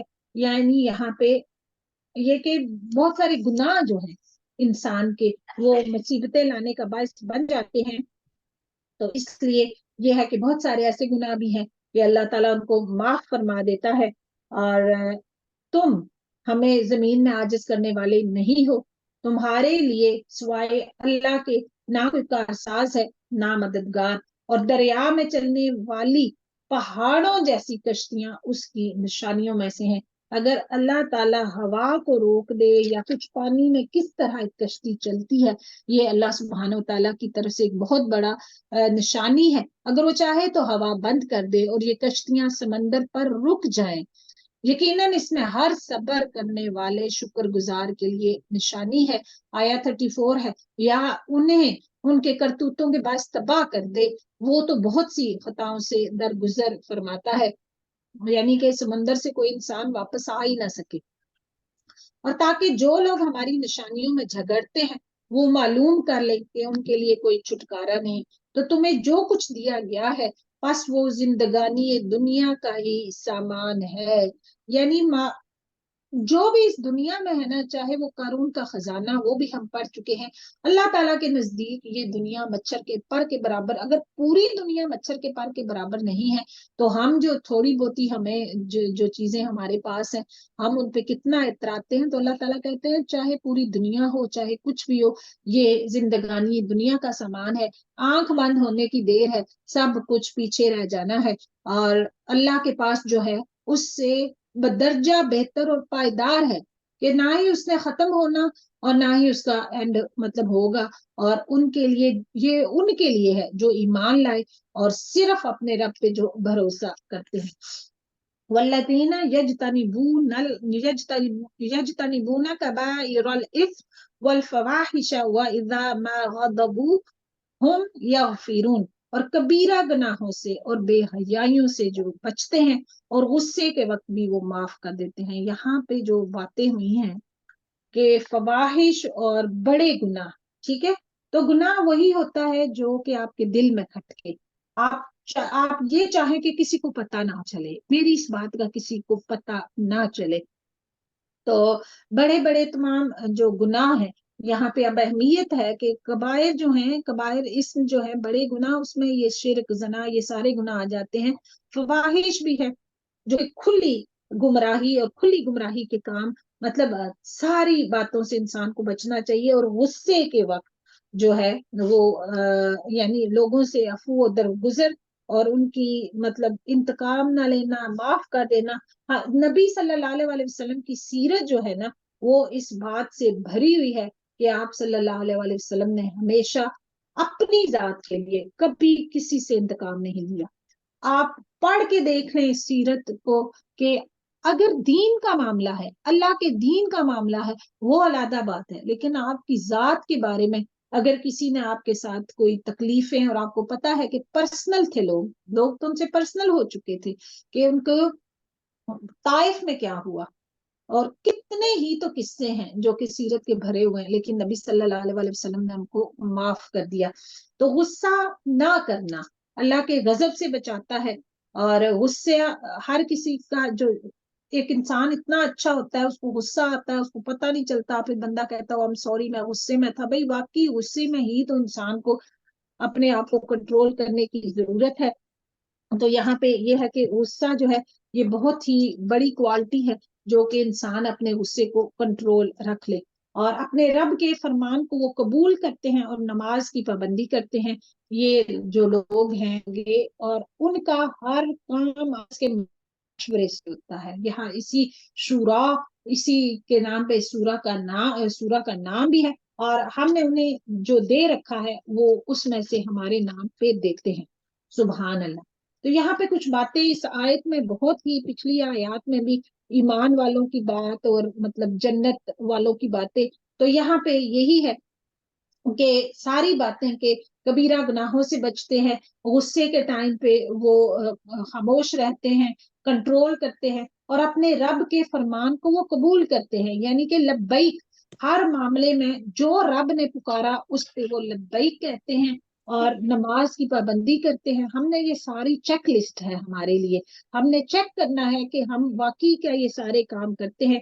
اور یہاں پہ جو اہم بات ہے کہ مشورہ، کوئی بھی کام کریں، چاہے وہ دین کا ہو، چاہے وہ گھر کے معاملات میں بھی ہو، اپنے بچوں سے مشورہ کریں. آپ دین کا معاملہ ہے، اپنے کولیگز جو آپ کے ساتھی ہیں، مشورہ کا انسان میں مشورے سے برکت پڑتی ہے. بہت سارے ذہن جب مل کے ایک بات کرتے ہیں تو اس کا بہترین حل سامنے آتا ہے. اور یہ ساری باتیں کہ مشورہ ہمیشہ بہتری کی طرف لے کے جاتا ہے. لیکن ایک بات ہے کہ سب کا مشورہ مانا نہیں جا سکتا، کیونکہ کچھ لوگ افینڈڈ بھی ہو جاتے ہیں، جی اگر ہماری ماننی نہیں تھی تو ہم سے پوچھا کیوں گیا. امیر جو ہوتا ہے وہ اس کے پاس اینڈ پہ حق حاصل ہے اس کو، کہ جیسے نبی صلی اللہ علیہ وسلم کو ہو سکتا ہے کہ سارے لوگ ایک جیسا مشورہ دے رہے ہوں اور ایک انسان کے مشورہ جو ہے وہ الگ الگ ہو، تو اس کی ہی بات مان لی جائے. جیسے کہ جنگ میں ہوا تھا کہ جنگ خندق جو ہے، حضرت سلمان فارسی ایک اکیلے واحد شخص تھے جنہوں نے مشورہ یہ دیا تھا کہ اس طرح خندق کھودی جائے، تو نبی صلی اللہ علیہ وسلم نے ان کی بات مان لی تھی. تو کبھی بھی اوفینسو نہیں ہونا چاہیے کہ اگر ہماری ماننی نہیں تھی تو ہم سے پوچھنے کی کیا ضرورت تھی. بھئی مشورہ آپ سے لیا جا رہا ہے، آپ اپنا مشورہ دیں، اور جو امیر ہے، جو انچارج ہے اس معاملے کا، وہ پھر سب کے مشوروں کو دیکھے گا، جو مشورہ اس کو سب سے بہتر لگے گا وہ پھر وہ اس پہ عمل کر لے گا. اور ہم نے انہیں دے رکھا ہے، یعنی جو بھی رزق، تو یہ سارے کرنے کے ٹو ڈو لسٹ ہیں، یہ ساری جو دی گئی ہیں کہ اللہ تعالیٰ کے نام پہ وہ اس میں سے خرچ کرتا ہے. اور جب ان پر ظلم و زیادتی ہو، اب یہ ہے کہ بدلہ بھی آپ لے سکتے ہیں. پیچھے تو نبی صلی اللہ علیہ وسلم نے تو ہمیشہ ہی معاف کیا، آپ بدلہ لے سکتے تھے، حتیٰ کہ جبرائیل علیہ السلام آپ کے پاس آگے کہ مجھے بتائیں، میں آپ کا بدلہ لوں گا. لیکن آپ صلی اللہ علیہ وسلم نے پھر بھی کہا نہیں، میں معاف کروں گا. لیکن ہر انسان ظاہر ہے برابر نہیں ہوتا، کچھ انسانوں کا دل اس وقت تک ٹھنڈا ہی نہیں ہوتا جب تک کہ وہ بدلہ نہ لے لیں. تو اللہ تعالیٰ نے کہا کہ جب ان پر ظلم و زیادتی ہو تو وہ صرف بدلہ لے لیتے ہیں. یعنی بدلہ لینے سے وہ عاجز نہیں، اگر وہ لینا چاہیں تو وہ لے سکتے ہیں. لیکن یہ ہے کہ برابر اگر کبھی کبھی مظلوم جو ہے وہ بھی اگر ظالم کے ظلم سے اوپر چلا جائے گا تو وہ خود جو ظالم بن جائے گا. تو جتنا آپ پہ ظلم ہوا ہے اتنا ہی آپ اس کا بدلہ لے سکتے ہیں. آیا 40 برائی کا بدلہ اس جیسی برائی ہے، اور جو معاف کر دے اور اصلاح کر لے تو اس کا اجر اللہ کی ذمہ ہے. فی الواقع اللہ ظالموں کو دوست نہیں رکھتا. آیا 41 ہے، اور جو شخص اپنے مظلوم ہونے کے بعد برابری کا بدلہ لے، وہ ایسے لوگوں کو الزام کا کوئی راستہ نہیں. یہ نہیں کہ اگر کسی نے بدلہ لیا ہے تو آپ اس کو کوسنا شروع ہو جائیں گے کہ کیوں تم نے، مطلب ہی اور she has got the right, کہ وہ اگر بدلہ لینا چاہتے ہیں تو وہ لے سکتے ہیں. لیکن یہ نہیں کہ کوئی ان کو پھر کوئی لعن طعن کرے گا کہ تم نے ایسا کیوں کیا. یہ راستہ صرف ان لوگوں پر ہے جو خود دوسروں پہ ظلم کرے اور زمین میں ناحق فساد کرتے پھرے. یہی لوگ ہیں جن کے لیے دردناک عذاب ہے. اور جو شخص صبر کر لے اور معاف کر دے، یقیناً یہ بڑے ہمت کے کاموں میں سے آسان کام نہیں ہے. اللہ تعالیٰ نے خود کہہ دیا، اگر اللہ تعالیٰ کہہ رہے ہیں نا کہ یہ آسان نہیں ہے تو obviously it's not easy، مشکل ہے اور بہت ہی مشکل ہے. لیکن ظاہر ہے کہ ہر مشکل کا پھر اجر جو ہے وہ لیول ایک جیسے تو نہیں ہوتے، اور جسے اللہ بہکا دے اس کے بعد کوئی چارہ ساز نہیں. اور تو دیکھے گا کہ ظالم لوگ عذاب کو دیکھ کر کہہ رہے ہوں گے کہ کیا واپس جانے کی کوئی راہ ہے. سبحان اللہ. اور تو انہیں دیکھے گا کہ وہ جہنم کے سامنے لا کے کھڑے کر دیے جائیں گے اور ہمارے ذلت کے کبڑے یعنی کہ جھک جائیں گے، کبڑے ہوئے جاتے ہوں گے اور کن انکھیوں سے ایسے آگے پیچھے دیکھ رہے ہوں گے۔ ایماندار صاف کہیں گے کہ حقیقی ضیاءکار وہ ہیں جنہوں نے آج قیامت کے دن اپنے آپ کو اور اپنے گھر والوں کو بھی نقصان میں ڈال دیا۔ اللہ اکبر، یاد رکھو کہ یقیناً ظالم لوگ دائمی عذاب اپنے آپ کو اور اپنے گھر والوں کو قیامت کی جہنم کی آگ سے بچائیں۔ اصل کامیابی یہی ہے، اور ان کا کوئی مددگار نہیں جو اللہ سے الگ ان کی امداد کر سکے۔ اللہ کو چھوڑ کے کہتے ہیں کہ الگ سے کوئی ان کی مدد کرے تو اللہ تعالیٰ کہتے ہیں نو دس از ناٹ گونا ہیپن، اور جسے اللہ گمراہ کر دے اس کے لیے کوئی راستہ نہیں ہے۔ اپنے رب کا حکم مان لو اس سے پہلے کہ اللہ کی جانب سے وہ دن آ جائے جس کا ہٹ جانا ناممکن ہے۔ تمہیں اس روز نہ تو کوئی پناہ کی جگہ ملے گی، نہ چھپ کر انجان بن جانے کی۔ سبحان اللہ، کہ تم یہ کہو کہ تم کسی کو نظر نہ آؤ، تمہیں کوئی جانتا نہیں، کوئی پہچانتا نہیں، لیکن ایسا نہیں ہوگا۔ آیا نمبر 48 ہے سورہ شورا۔ اگر یہ منہ پھیر لے تو ہم نے آپ کو ان پر نگہبان بنا کر نہیں بھیجا، آپ کے ذمے تو صرف پیغام پہنچا دینا ہے۔ جب ہم کبھی انسان کو اپنی مہربانی کا مزہ چکھاتے ہیں تو وہ اس پر اترا جاتا ہے، اور اگر انہیں ان کے اعمال کی وجہ سے کوئی مصیبت پہنچتی ہے تو بے شک انسان بڑا ہی ناشکرا بن جاتا ہے۔ آسمانوں کی اور زمین کی سلطنت اللہ ہی کے لیے ہے، وہ جو چاہتا ہے پیدا کرتا ہے، جس کو چاہتا ہے بیٹیاں دیتا ہے اور جس کو چاہتا ہے بیٹے دیتا ہے۔ سبحان اللہ، اور یا انہیں جمع کر دیتا ہے ملے جلے، اور بیٹے بھی اور بیٹیاں بھی، اور جسے چاہے کچھ بھی نہیں دیتا، بھانج کر دیتا ہے۔ وہ بڑے علم والا اور کامل قدرت والا ہے۔ سبحان اللہ، یہ جو آیت ہے نا جی، اس کو سمجھنا بہت ہی زیادہ ضروری ہے، کیونکہ یہ اس کی قدرت ہے، اللہ تعالیٰ کی قدرت ہے، اور اس میں کوئی دوسرا دخل اندازی نہیں کر سکتا۔ ہمارے معاشرے کا انفارچونیٹلی ایک کہنے کو تو ہم مسلمان ہیں، لیکن کسی کی بیٹیاں ہو تو جائیں، مطلب پہلی ہو گئی چلے خوشی، دوسری اچھا کوئی نہیں، اگر اللہ اگلی بار اور دے سی، مطلب کبھی بھی اگر بیٹے ہوں گے تو کبھی بھی کوئی یہ آپ کو نہیں کہے گا کہ کوئی نہیں اللہ اگلی بار تمہیں بیٹی دے دے گا۔ اس انسان کو بہت خوش قسمت ترین سمجھا جاتا ہے، حالانکہ بیٹا کیا یا بیٹی کیا، یہ دونوں اللہ سبحانہ و تعالیٰ کی کریشن ہے۔ بیٹا بھی ویسے ہی ہے، بیٹی بھی ویسے ہی ہے۔ تو یہ بس ہمارے معاشرے میں آپ یقین کریں اب تو پھر آج کی جنریشن پھر تھوڑی سی مطلب ہو گئی ہے اس معاملے میں نالجیبل، لیکن یہ ہے کہ اس بہو کی بھی سسرال میں کوئی قدر نہیں ہوتی جس کی بیٹیاں ہی بیٹیاں ہوں، اور جس کے بیٹے ہوں اس کی ویلیو ڈفرینٹ ہوتی ہے۔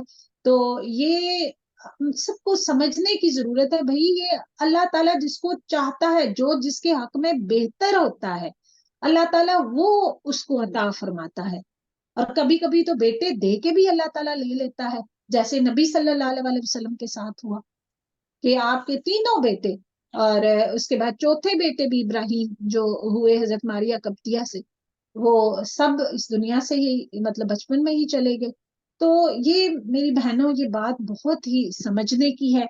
تو ناممکن ہے کہ کسی بندے سے اللہ کلام وحی کرے مگر وحی کے ذریعے یا پردے کے پیچھے سے، یا کسی فرشتے کو بھیجے، وہ اللہ کے حکم سے جو چاہے وحی کرے، اور بے شک وہ بڑا برتر اور حکمت والا ہے۔ یہاں پہ وحی کی جو 3 صورتیں بتائی گئی ہیں، پہلی یہ کہ دل میں بات ڈال دینا یا خواب میں بتلا دینا، اور اس یقین کے ساتھ یہ اللہ کی طرف سے، کیونکہ پیغمبروں کے خواب بھی سچے ہوتے تھے۔ دوسری پردے کے پیچھے سے کلام کرنا، جیسے کہ موسیٰ علیہ السلام کے ساتھ کوئی طور پہ ہوا۔ تیسری فرشتے کے ذریعے سے اپنی وحی بھیجنا، جیسے کہ جبرائیل علیہ السلام اللہ کا پیغام لے کے آتے تھے۔ تو اللہ تعالیٰ کی یہ حکمتیں ہیں، جب وہ جیسا چاہتا ہے وہ کرتا ہے۔ آیا نمبر 52 ہے، اور اسی طرح ہم نے آپ کی طرف اپنے حکم سے روح کو اتارا ہے، یعنی کہ وحی جو ہے اس کو اتارا ہے، اور رسولوں پہ بھی اللہ تعالیٰ وحی کرتے رہے ہیں، قرآن بھی اللہ تعالیٰ کی وحی ہے۔ اور قرآن پاک کو روح کیوں کہا گیا ہے؟ کیونکہ یہ دلوں کو زندہ کرتا ہے. جیسے کہ ایک انسان کے جسم میں روح اس کو جسم کو زندہ رکھتی ہے، روح کا نکل جانا پھر کیا ہے، پیچھے مردہ جسم بچتا ہے. اسی طرح ایک روح کی زندگی کے لیے، روح کے زندہ ہونے کے لیے قرآن پاک جو ہے وہ زندگی ہے. اور آپ اس سے پہلے یہ بھی نہیں جانتے تھے کہ کتاب اور ایمان کیا چیز ہے. نبی صلی اللہ علیہ وسلم کو کہا جا رہا ہے کہ نبوت سے پہلے تو آپ کو کچھ بھی علم نہیں تھا، لیکن ہم نے اسے نور بنایا، اس کے ذریعے سے اپنے بندوں میں سے جسے چاہتے ہیں ہدایت دیتے ہیں. اور بے شک آپ راہ راست کی طرف رہبری کر رہے ہیں، آپ پریشان نہیں ہوں. کیونکہ سم ٹائم جب اتنی سخت مخالفت ہوتی ہے، ہر کوئی آپ کے خلاف ہوتا ہے، تو انسان اپنے آپ کو ہی ڈاؤٹ کرنا شروع کر دیتا ہے کہ کہیں میں ہی تو نہیں غلط. لیکن اللہ تعالیٰ کہہ رہے ہیں نہیں، آپ صحیح ہیں. صراط اللہ الذی لہ ما فی السماوات وما فی الارض الا الی اللہ تصیر الامور. اس اللہ کی راہ کی جس کی ملکیت میں ہے جو کچھ آسمانوں اور زمینوں میں ہے. آگاہ رہو، سب کام اللہ ہی کی طرف لوٹتے ہیں. اللہ اکبر. تو یہ جی تھی سورہ شورا. سورہ زخرف اس کا آغاز ہوگا. یہ بھی مکی سورہ ہے، اس میں 89 آیات ہیں، 7 رکوع ہیں. مکی صورتیں پے در پہ آ رہی ہیں، ان کا انداز بالکل مختلف ہے. کس طرح قیامت کے بارے میں، توحید کے بارے میں مکی صورتوں میں بات ہوئی ہے. بسم اللہ الرحمن الرحیم. حامیم والکتاب المبین انا جعلناه قرآنا عربيا لعلكم تعقلون وإنه في أم الكتاب لدينا لعلي حكيم. شروع اللہ کے نام سے جو بہت مہربان نہایت رحم کرنے والا ہے. حامیم، قسم ہے اس واضح کتاب کی، ہم نے اس کو عربی زبان میں قرآن بنایا ہے تاکہ تم سمجھ لو. کیونکہ ایک تو عربی فصیح ترین زبان، جس کی ڈکشنری جو ہے، ووکیبلری جو ہے، وہ کسی اور زبان میں اتنی زیادہ وسیع نہیں ہے جتنی کی عربی کی ہے. اور اس کے علاوہ یہ کہ اولین مخاطب مکہ والوں کی زبان عربی تھی، تو اللہ تعالیٰ نے اس کو عربی میں بھیجا تاکہ وہ لوگ سمجھ سکیں. یقیناً یہ لوح محفوظ میں ہے اور ہمارے نزدیک بلند مرتبہ والی حکمت والی کتاب ہے. کیا ہم اس نصیحت کو تم سے اس بنا پہ ہٹا لیں کہ تم حد سے گزر جانے والے ہو، کہ تم نہیں مانتے تو ہم مطلب دین کو چھوڑ دیں، ہم بات ہی نہ کریں؟ اور ہم نے پہلے لوگوں میں بھی کتنے نبی بھیجے، جو نبی ان کے پاس آیا انہوں نے اس کا مذاق اڑایا. بس ہم نے ان سے زیادہ زور آوروں کو بھی تباہ کر دیا ہے. اور پہلے لوگوں کی مثال گزر چکی ہے کہ جو پہلے تم سے جنریشنز تھی، تم سے امیر بھی تھے وہ لوگ، طاقت میں بھی زیادہ تھے، ریسورسز بھی ان کے ساتھ پاس زیادہ تھے، انہوں نے جھٹلایا تو دیکھو ان کا انجام کیا ہوا. تو تمہارا بھی ویسا ہی انجام ہوگا. آیا نمبر 9. اگر آپ ان سے دریافت کریں کہ آسمانوں اور زمین کو کس نے پیدا کیا، تو یقیناً ان کا جواب یہی ہوگا کہ انہیں غالب اور دنا اللہ ہی نے پیدا کیا ہے. وہی ہے جس نے تمہارے لیے زمین کو فرش بنایا ہے، ایسا بچھونا، ایسا یہ بیڈ لگا دیا گیا ہے جس پہ جو کہ ہمہ وقت حرکت میں ہونے کے باوجود اللہ تعالیٰ کا کوئی اتنا کرم ہے کہ آرام سے ہم اس پہ چلتے ہیں، سوتے ہیں، جہاں چاہتے ہیں ہم جو ہے وہ جاتے ہیں. تو آسمانوں یہ کہ اور اس میں تمہارے لیے راستے کر دیے تاکہ تم راہ پا لیا کرو. اس نے آسمان سے ایک اندازے کے مطابق سبحان اللہ پانی نازل کیا ہے جس سے تمہاری ضروریات پوری ہو سکیں. کیونکہ اگر بارش کم ہوتی تب بھی پرابلم، زیادہ ہوتی تب بھی پرابلم. تو یہ ہے کہ اللہ تعالیٰ کہتے ہیں کہ جتنی ضرورت ہے نا اس کے مطابق پانی نازل فرمایا ہے، بس ہم نے اس سے مردہ شہر کو زندہ کر دیا ہے. اسی طرح تم بھی نکالے جاؤ گے. جس نے تمام چیزوں کے جوڑے بنائے ہیں، یعنی کہ ہر چیز کا جوڑا بنایا، نر اور مادہ، نباتات، کھیتیاں، پھل پھول، حیوانات، سب میں نر اور مادہ کا سلسلہ ہے. اور اس سے مراد یہ بھی ہے کہ اپوزٹ چیزیں، جیسے روشنی ہے اور اس کی اپوزٹ، اس کا جوڑا کیا ہے؟ اندھیرا ہے. اگر کوئی مریض ہے، مرض ہے، تو اس کا جوڑا کیا ہے؟ اس کی صحت ہے. انصاف ہے تو پھر اس کا اپوزٹ کیا ہے؟ ظلم ہے. خیر ہے تو اس کا اپوزٹ پھر شر ہے. ایمان ہے تو اس کا اپوزٹ پھر کفر ہے. کوئی نرمی کرتا ہے تو اس کا اپوزٹ پھر سختی ہے.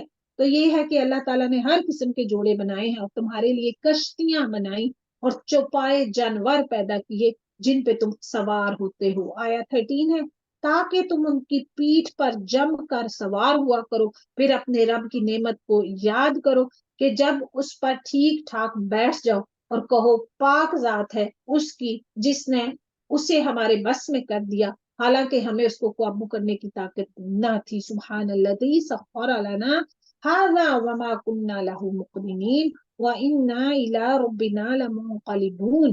تو سواری پہ بیٹھے تو یہ دعا پڑھیں. سفر کی مختلف دعائیں ہیں جن میں سے یہ قرآنک دعا ہے. اچھا، اور بالیقین ہم اپنے رب کی طرف لوٹ کر جانے والے ہیں. سبحان اللہ. دیکھیں جی، یہ سواریاں بھی جو ہیں پہلے جانوروں پہ سواری کی جاتی تھی. اس کے علاوہ آج کے ہمارے دور میں یہ گاڑیاں کیا ہیں؟ بس لوہا ہے اور کچھ ایسی چیزیں. سب کچھ اللہ تعالیٰ کی بنائی ہوئی کریشن ہے. انسان نے تو بس ان کو جوڑ دیا. پیٹرول بھی جو ان میں ڈلتا ہے، جو گیس ڈلتی ہے، جو کچھ بھی ڈیزل ڈلتا ہے، وہ بھی سب اللہ تعالیٰ نے شروع سے لے کے اب تک خزانے یہ سارے زمین کے اندر رکھے ہوئے ہیں. تو انسان نے تو اللہ کا شکر ادا کرے کہ جس نے یہ ساری نعمتیں دی اور ان سب کو اکٹھا کر کے ہم ان سے فائدہ اٹھا رہے ہیں. اور انہوں نے اللہ کے بعض بندوں کو اس کا جز ٹھہرا دیا. یقیناً انسان نہ شکرا ہے.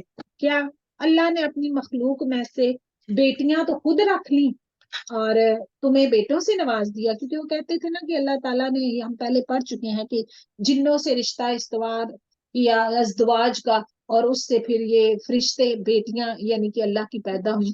اللہ تعالیٰ کہتے ہیں کہ ان میں سے کسی کو جب اس چیز کی خبر دی جائے، یعنی عربوں کا آپ کو پتا ہے نا کیا حال تھا، اگر کسی کو پتا چلتا کہ ان کے گھر بیٹی ہوئی ہے جس کی مثال اس نے رحمان کے لیے بیان کی ہے، یعنی کہ اللہ کے لیے کہتے ہیں کہ لڑکیاں ہیں، لیکن جب ان کو یہ کہا جائے کہ تمہارے گھر لڑکی پیدا ہوئی ہے تو ان کا چہرہ سیاہ، اتنا غمگین ہوتے کہ شرم کا باعث محسوس، بہت زیادہ یہ بےزتی اور ذلت محسوس کرتے تھے کہ میرے گھر بیٹی ہوئی ہے، اور وہ غمگین ہو جاتا. کیا وہ جو زیورات میں پلے اور جھگڑے میں اپنی بات واضح نہ کر سکے اور انہوں نے فرشتوں کو جو رحمان کے عبادت گزار ہیں عورتیں قرار دیا ہے، کیا ان کی پیدائش کے موقع پہ یہ موجود تھے؟ ان کی یہ گواہی لکھ لی جائے گی اور ان سے اس چیز کے بارے میں باز پرس کی جائے گی. اللہ تعالیٰ کہتے ہیں کہ اگر اللہ چاہتا تو ہم ان کی عبادت نہ کرتے، یعنی یہ ہم جو غلط کام کر رہے ہیں یہ اللہ کی مرضی سے کر رہے ہیں، انہیں اس کی کچھ خبر نہیں. سبحان اللہ، اللہ اکبر. تو یہ ہے کہ اللہ تعالیٰ، یہ تو صرف ان کے اندازے ہیں، یعنی کہ جھوٹی باتیں یہ کہتے ہیں. اللہ تعالیٰ نے تو واضح اپنا کلام، اپنا نبی، سب کچھ تمہارے اندر بھیج دیا ہے. کیا ہم نے انہیں اس سے پہلے کوئی اور کتاب دی ہے جسے وہ مضبوطی سے تھامے ہوئے تھے؟ مطلب پہلی کتاب ان کی طرف آئی ہے، پہلے تو اس سے پہلے تو ان کے پاس دین کی یعنی کوئی کتاب ہے ہی نہیں تھی جس کے بارے میں یہ باتیں مطلب کی ہوئی ہیں. بس اپنے اندازے اور اپنے ذہن کی اختراع ہیں ان سب کی. تو اللہ تعالیٰ کہہ رہے ہیں نہیں، بلکہ وہ تو کہتے ہیں کہ ہم نے اپنے باپ دادا کو ایک مذہب پہ پایا اور ہم انہی کے قدموں پر راہ یافتہ ہیں. آیا نمبر 23 ہے. اسی طرح آپ سے پہلے بھی ہم نے جس بستی میں کوئی ڈرانے والا بھیجا، وہاں کے آسودہ حال لوگوں نے یہی جواب دیا. پہلے بھی جتنے پیغمبر آئے جو امیر ایلیٹ کلاس لوگ تھے انہوں نے پیغمبروں کے ساتھ یہی حال کیا، کیونکہ دولت کبھی کبھی تو الحمدللہ دولت حضرت سلیمان علیہ السلام کو بھی ملی، حضرت داؤد علیہ السلام کو بھی، لیکن دولت فرعون کو بھی ملی، قارون کو بھی ملی. تو کبھی کبھی دولت پا کے انسان اس کو اللہ کی راہ میں خرچ کرتا ہے، لیکن کبھی کبھی انسان جو ہے وہ بہت ہی ایروگنٹ ہو جاتا ہے. تو انہوں نے جو بھی ایلیٹ کلاس تھی وہ یہی کہتی کہ ہم نے اپنے باپ دادا کو ایک دین پہ پایا ہے اور ہم تو انہی کے نقش قدم کی پیروی کر رہے ہیں. اور اللہ تعالیٰ نے اوپر والی آیت میں کہا کہ یہ تو تم نے کس دین پہ پایا اپنے باپ دادا کو، تمہارے پاس تو یہ پہلے نبی آئے ہیں. نبی نے کہا بھی کہ اگرچہ میں تمہارے پاس اس سے بہت بہتر طریقہ لے کر آیا ہوں جس پر تم نے اپنے باپ دادا کو پایا، تمہارے باپ دادا نے تمہیں کیا سکھایا ہے، جو اللہ تعالیٰ سکھا رہے ہیں وہ بہت بہتر ہے۔ تو انہوں نے جواب دیا کہ ہم اس کے منکر ہیں جسے دے کر تمہیں بھیجا گیا ہے۔ فَانْتَقَمْنَا مِنْهُمْ فَانْظُرْ كَيْفَ كَانَ عَاقِبَةُ الْمُكَذِّبِينَ، پس ہم نے ان سے انتقام لیا اور دیکھ لے جھٹلانے والوں کا انجام کیسا ہوا۔ سبحان اللہ۔ اچھا جی، حضرت ابراہیم علیہ السلام کی مثال دے کے اب قریش کو سمجھایا جا رہا ہے کہ قریش جو ہے وہ حضرت ابراہیم علیہ السلام کو مانتے تھے، لیکن جب کہ ابراہیم نے اپنے والد سے اور اپنی قوم سے فرمایا کہ میں ان چیزوں سے بیزار ہوں جن کی تم عبادت کرتے ہو، ماننے والے تم ابراہیم علیہ السلام کو ہو، لیکن تمہاری جو عمل ہے یہ تم کیا کر رہے ہو۔ حضرت ابراہیم علیہ السلام کے زمانے میں بھی لوگ اسی طرح بت پرستی کرتے تھے اور وہ ان کو منع کرتے تھے، تو تم اگر کہتے ہو کہ تم دین ابراہیمی پہ ہو تو دین ابراہیمی میں تو یہ کچھ نہیں ہے۔ تو اللہ تعالیٰ ان کو حضرت ابراہیم علیہ السلام کی مثال دے رہے ہیں، إِلَّا الَّذِي فَطَرَنِي فَإِنَّهُ سَيَهْدِينِ، بجز اس ذات کے جس نے مجھے پیدا کیا اور وہی مجھے پھر ہدایت بھی دے گا۔ اور ابراہیم علیہ السلام اس کو اپنی اولاد میں بھی باقی رہنے والی بات قائم کر گئے تاکہ لوگ آئندہ بھی توحید کی طرف ہی رجوع کریں۔ سبحان اللہ۔ یعنی کہ ابراہیم علیہ السلام کا دین جو تھا وہ بالکل خالص، اور اس کے بعد پھر تمام انبیاء بھی جو ہیں وہ ابراہیم علیہ السلام کی اولاد میں سے آئے، بلکہ میں نے ان لوگوں کو اور ان کے باپ داداؤں کو متاع دنیا سے بہرہ مند کیا، یعنی کہ دنیا کا بہت مال ان کو دیا، یہاں تک کہ ان کے پاس حق اور صاف صاف سنانے والا رسول آ گیا، اور حق کے پہنچتے ہی وہ بول پڑے کہ یہ تو جادو ہے۔ حضرت موسیٰ علیہ السلام کو بھی کیا کہا گیا کہ یہ تو جادو ہے اور ہم اس کے منکر ہیں، اور کہنے لگی یہ قرآن ان دونوں بستیوں میں سے کسی بڑے آدمی پہ کیوں نہ نازل کیا گیا، یعنی کہ مکہ اور طائف میں اتنے امیر امیر لوگ ہیں، تو مکہ میں ولید بن مغیرہ تھا، طائف میں عروہ بن مسعود، مطلب یہ امیر امیر لوگ تھے کہ جو اپنی نالج کے لحاظ سے، مال کے لحاظ سے، بیٹوں کے لحاظ سے، ہر لحاظ سے ایلیٹ کلاس تھے۔ تو اللہ تعالیٰ نے نبی صلی اللہ علیہ وسلم کو ہی کیوں چنا، یہ اتنے اور لوگ کوئی نہیں تھے، ان میں سے کسی کو کیوں نہ چنا؟ تو اللہ تعالیٰ کہہ رہے ہیں کہ کیا آپ کے رب کی رحمت کو یہ تقسیم کرتے ہیں؟ یہاں پہ نبوت ہے مراد، کہ یہ خاص اللہ تعالیٰ کا کام ہے، وہ ہر انسان کے حالات سے پوری طرح واقف ہے، اور لوگوں میں سے جس کو وہ دی بیسٹ سمجھتا ہے اللہ تعالیٰ اس کو پھر یہ نبوت دیتا ہے۔ ہم ہی نے ان کی زندگانی دنیا کی روزی ان میں تقسیم کی ہے اور ایک کو دوسرے سے بلند کیا ہے، تاکہ ان میں سے ایک دوسرے کو ماتحت کر لے، یعنی کہ اللہ تعالیٰ کہتے ہیں کہ مال دولت یہ سارا کچھ منصب یہ میں نے دیا ہے۔ اللہ تعالیٰ کہتے ہیں کہ تم نے خود سے کچھ بھی نہیں، کہیں سے خالی ہاتھ آئے تھے خالی ہاتھ جاؤ گے، تو مجھے پتا ہے کہ کس کے پاس کتنا مال ہے، کس کے پاس کتنی ایجوکیشن ہے اور کس کو کیا دینا ہے۔ تو اللہ تعالیٰ کہتے ہیں کہ جسے یہ لوگ سمیٹتے پھرتے ہیں اس سے آپ کے رب کی رحمت بہت ہی بہتر ہے۔ اور اگر یہ بات نہ ہوتی کہ تمام لوگ ایک ہی طریقے پر ہو جائیں تو رحمان کے ساتھ کفر کرنے والوں کے گھروں کی چھتوں کو ہم چاندی کا بنا دیتے اور زینے بھی ان پہ چڑھا دیتے، اور ان کے گھروں کے دروازے اور تخت بھی جن پر وہ تکیہ لگائے بیٹھے ہیں اور سونے کے بھی، اور یہ سب کچھ یوں ہی سا دنیا کی زندگی کا فائدہ۔ اللہ تعالیٰ کہتے ہیں ہم چاہتے تو ان کے گھروں کو سونے کا بنا دیتے، لیکن پھر بھی کیا ہونا تھا، موت آنی تھی، سب کچھ ادھر ہی رہ جانا تھا، اور آخرت تو آپ کے رب کے نزدیک صرف پرہیزگاروں کے لیے ہی ہوا کرتی ہے، جہاں پہ واقعی انسان کو جنت میں پھر اعلیٰ ترین نعمتیں ملیں گی۔ اور جو شخص رحمان کی یاد سے غفلت کرے ہم اس پر ایک شیطان مقرر کر دیتے ہیں۔ انسان کہتے ہیں کہ شیطان ہر انسان کے ساتھ ایک فرشتہ ہوتا ہے اور ایک شیطان بھی ہوتا ہے، ہر وقت ایک شیطان آپ کے ساتھ لگا ہوا رہتا ہے، وہ آپ کو سونگ کے آپ کو وہ اندازہ لگا لیتا ہے کہ یہ انسان جو ہے یہ اپنے اس عمل میں کتنا سارا یہ اسٹرانگ ہے۔ اگر کوئی انسان اسٹرانگ ہوتا ہے نا کہ اس کو پتا چل جاتا ہے کہ یہ واقعی یہ کام کر کے رہے گا، اور جب کوئی انسان تھوڑا سا پھر سستی کرتا ہے، تھوڑا سا کوئی غفلت برتتا ہے تو وہ پھر مزید اس پہ حاوی ہو جاتا ہے۔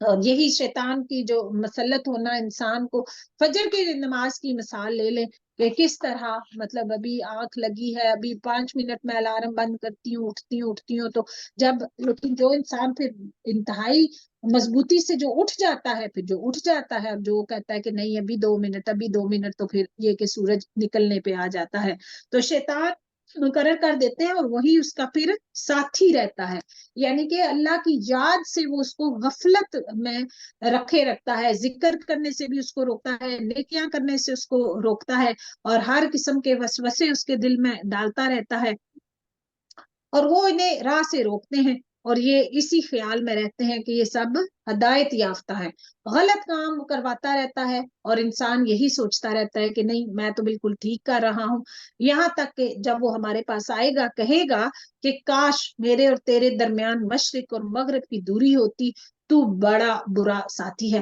اور جب کہ تم ظالم ٹھہر چکے تو تمہیں آج ہرگز تم سب کا عذاب میں شامل ہونا کوئی نفع نہ دے گا، کیا پس تو بہروں کو سنا سکتا ہے یا اندھوں کو راہ دکھا سکتا ہے، اور اس سے جو کھلی گمراہی میں ہو، پس اگر ہم تجھے یہاں سے لے بھی جائیں تو بھی ہم ان سے بدلہ لینے والے ہیں، یا جو کچھ ان سے وعدہ کیا گیا ہے وہ تجھے دکھا دیں، ہم ان پہ قدرت رکھتے ہیں، یعنی کہ جب چاہے آپ کی زندگی میں اگر عذاب دے دیں تو بھی، اگر بعد میں بھی دیں تو بھی، جیسے نبی صلی اللہ علیہ وسلم کی زندگی میں فتح مکہ ہوئی تھی نا، اور جنگ بدر اور یہ سارا کچھ، تو اللہ تعالیٰ کہتے ہیں کہ جو میں چاہوں میں کر سکتا ہوں، آیا نمبر 43 ہے، فَاسْتَمْسِكْ بِالَّذِي أُوحِيَ إِلَيْكَ إِنَّكَ عَلَىٰ صِرَاطٍ مُسْتَقِيمٍ، بس جو وہی آپ کی طرف کی گئی ہے اسے مضبوط تھامے رہیں، ٹھیک ہے، کرنے کا کام کیا ہے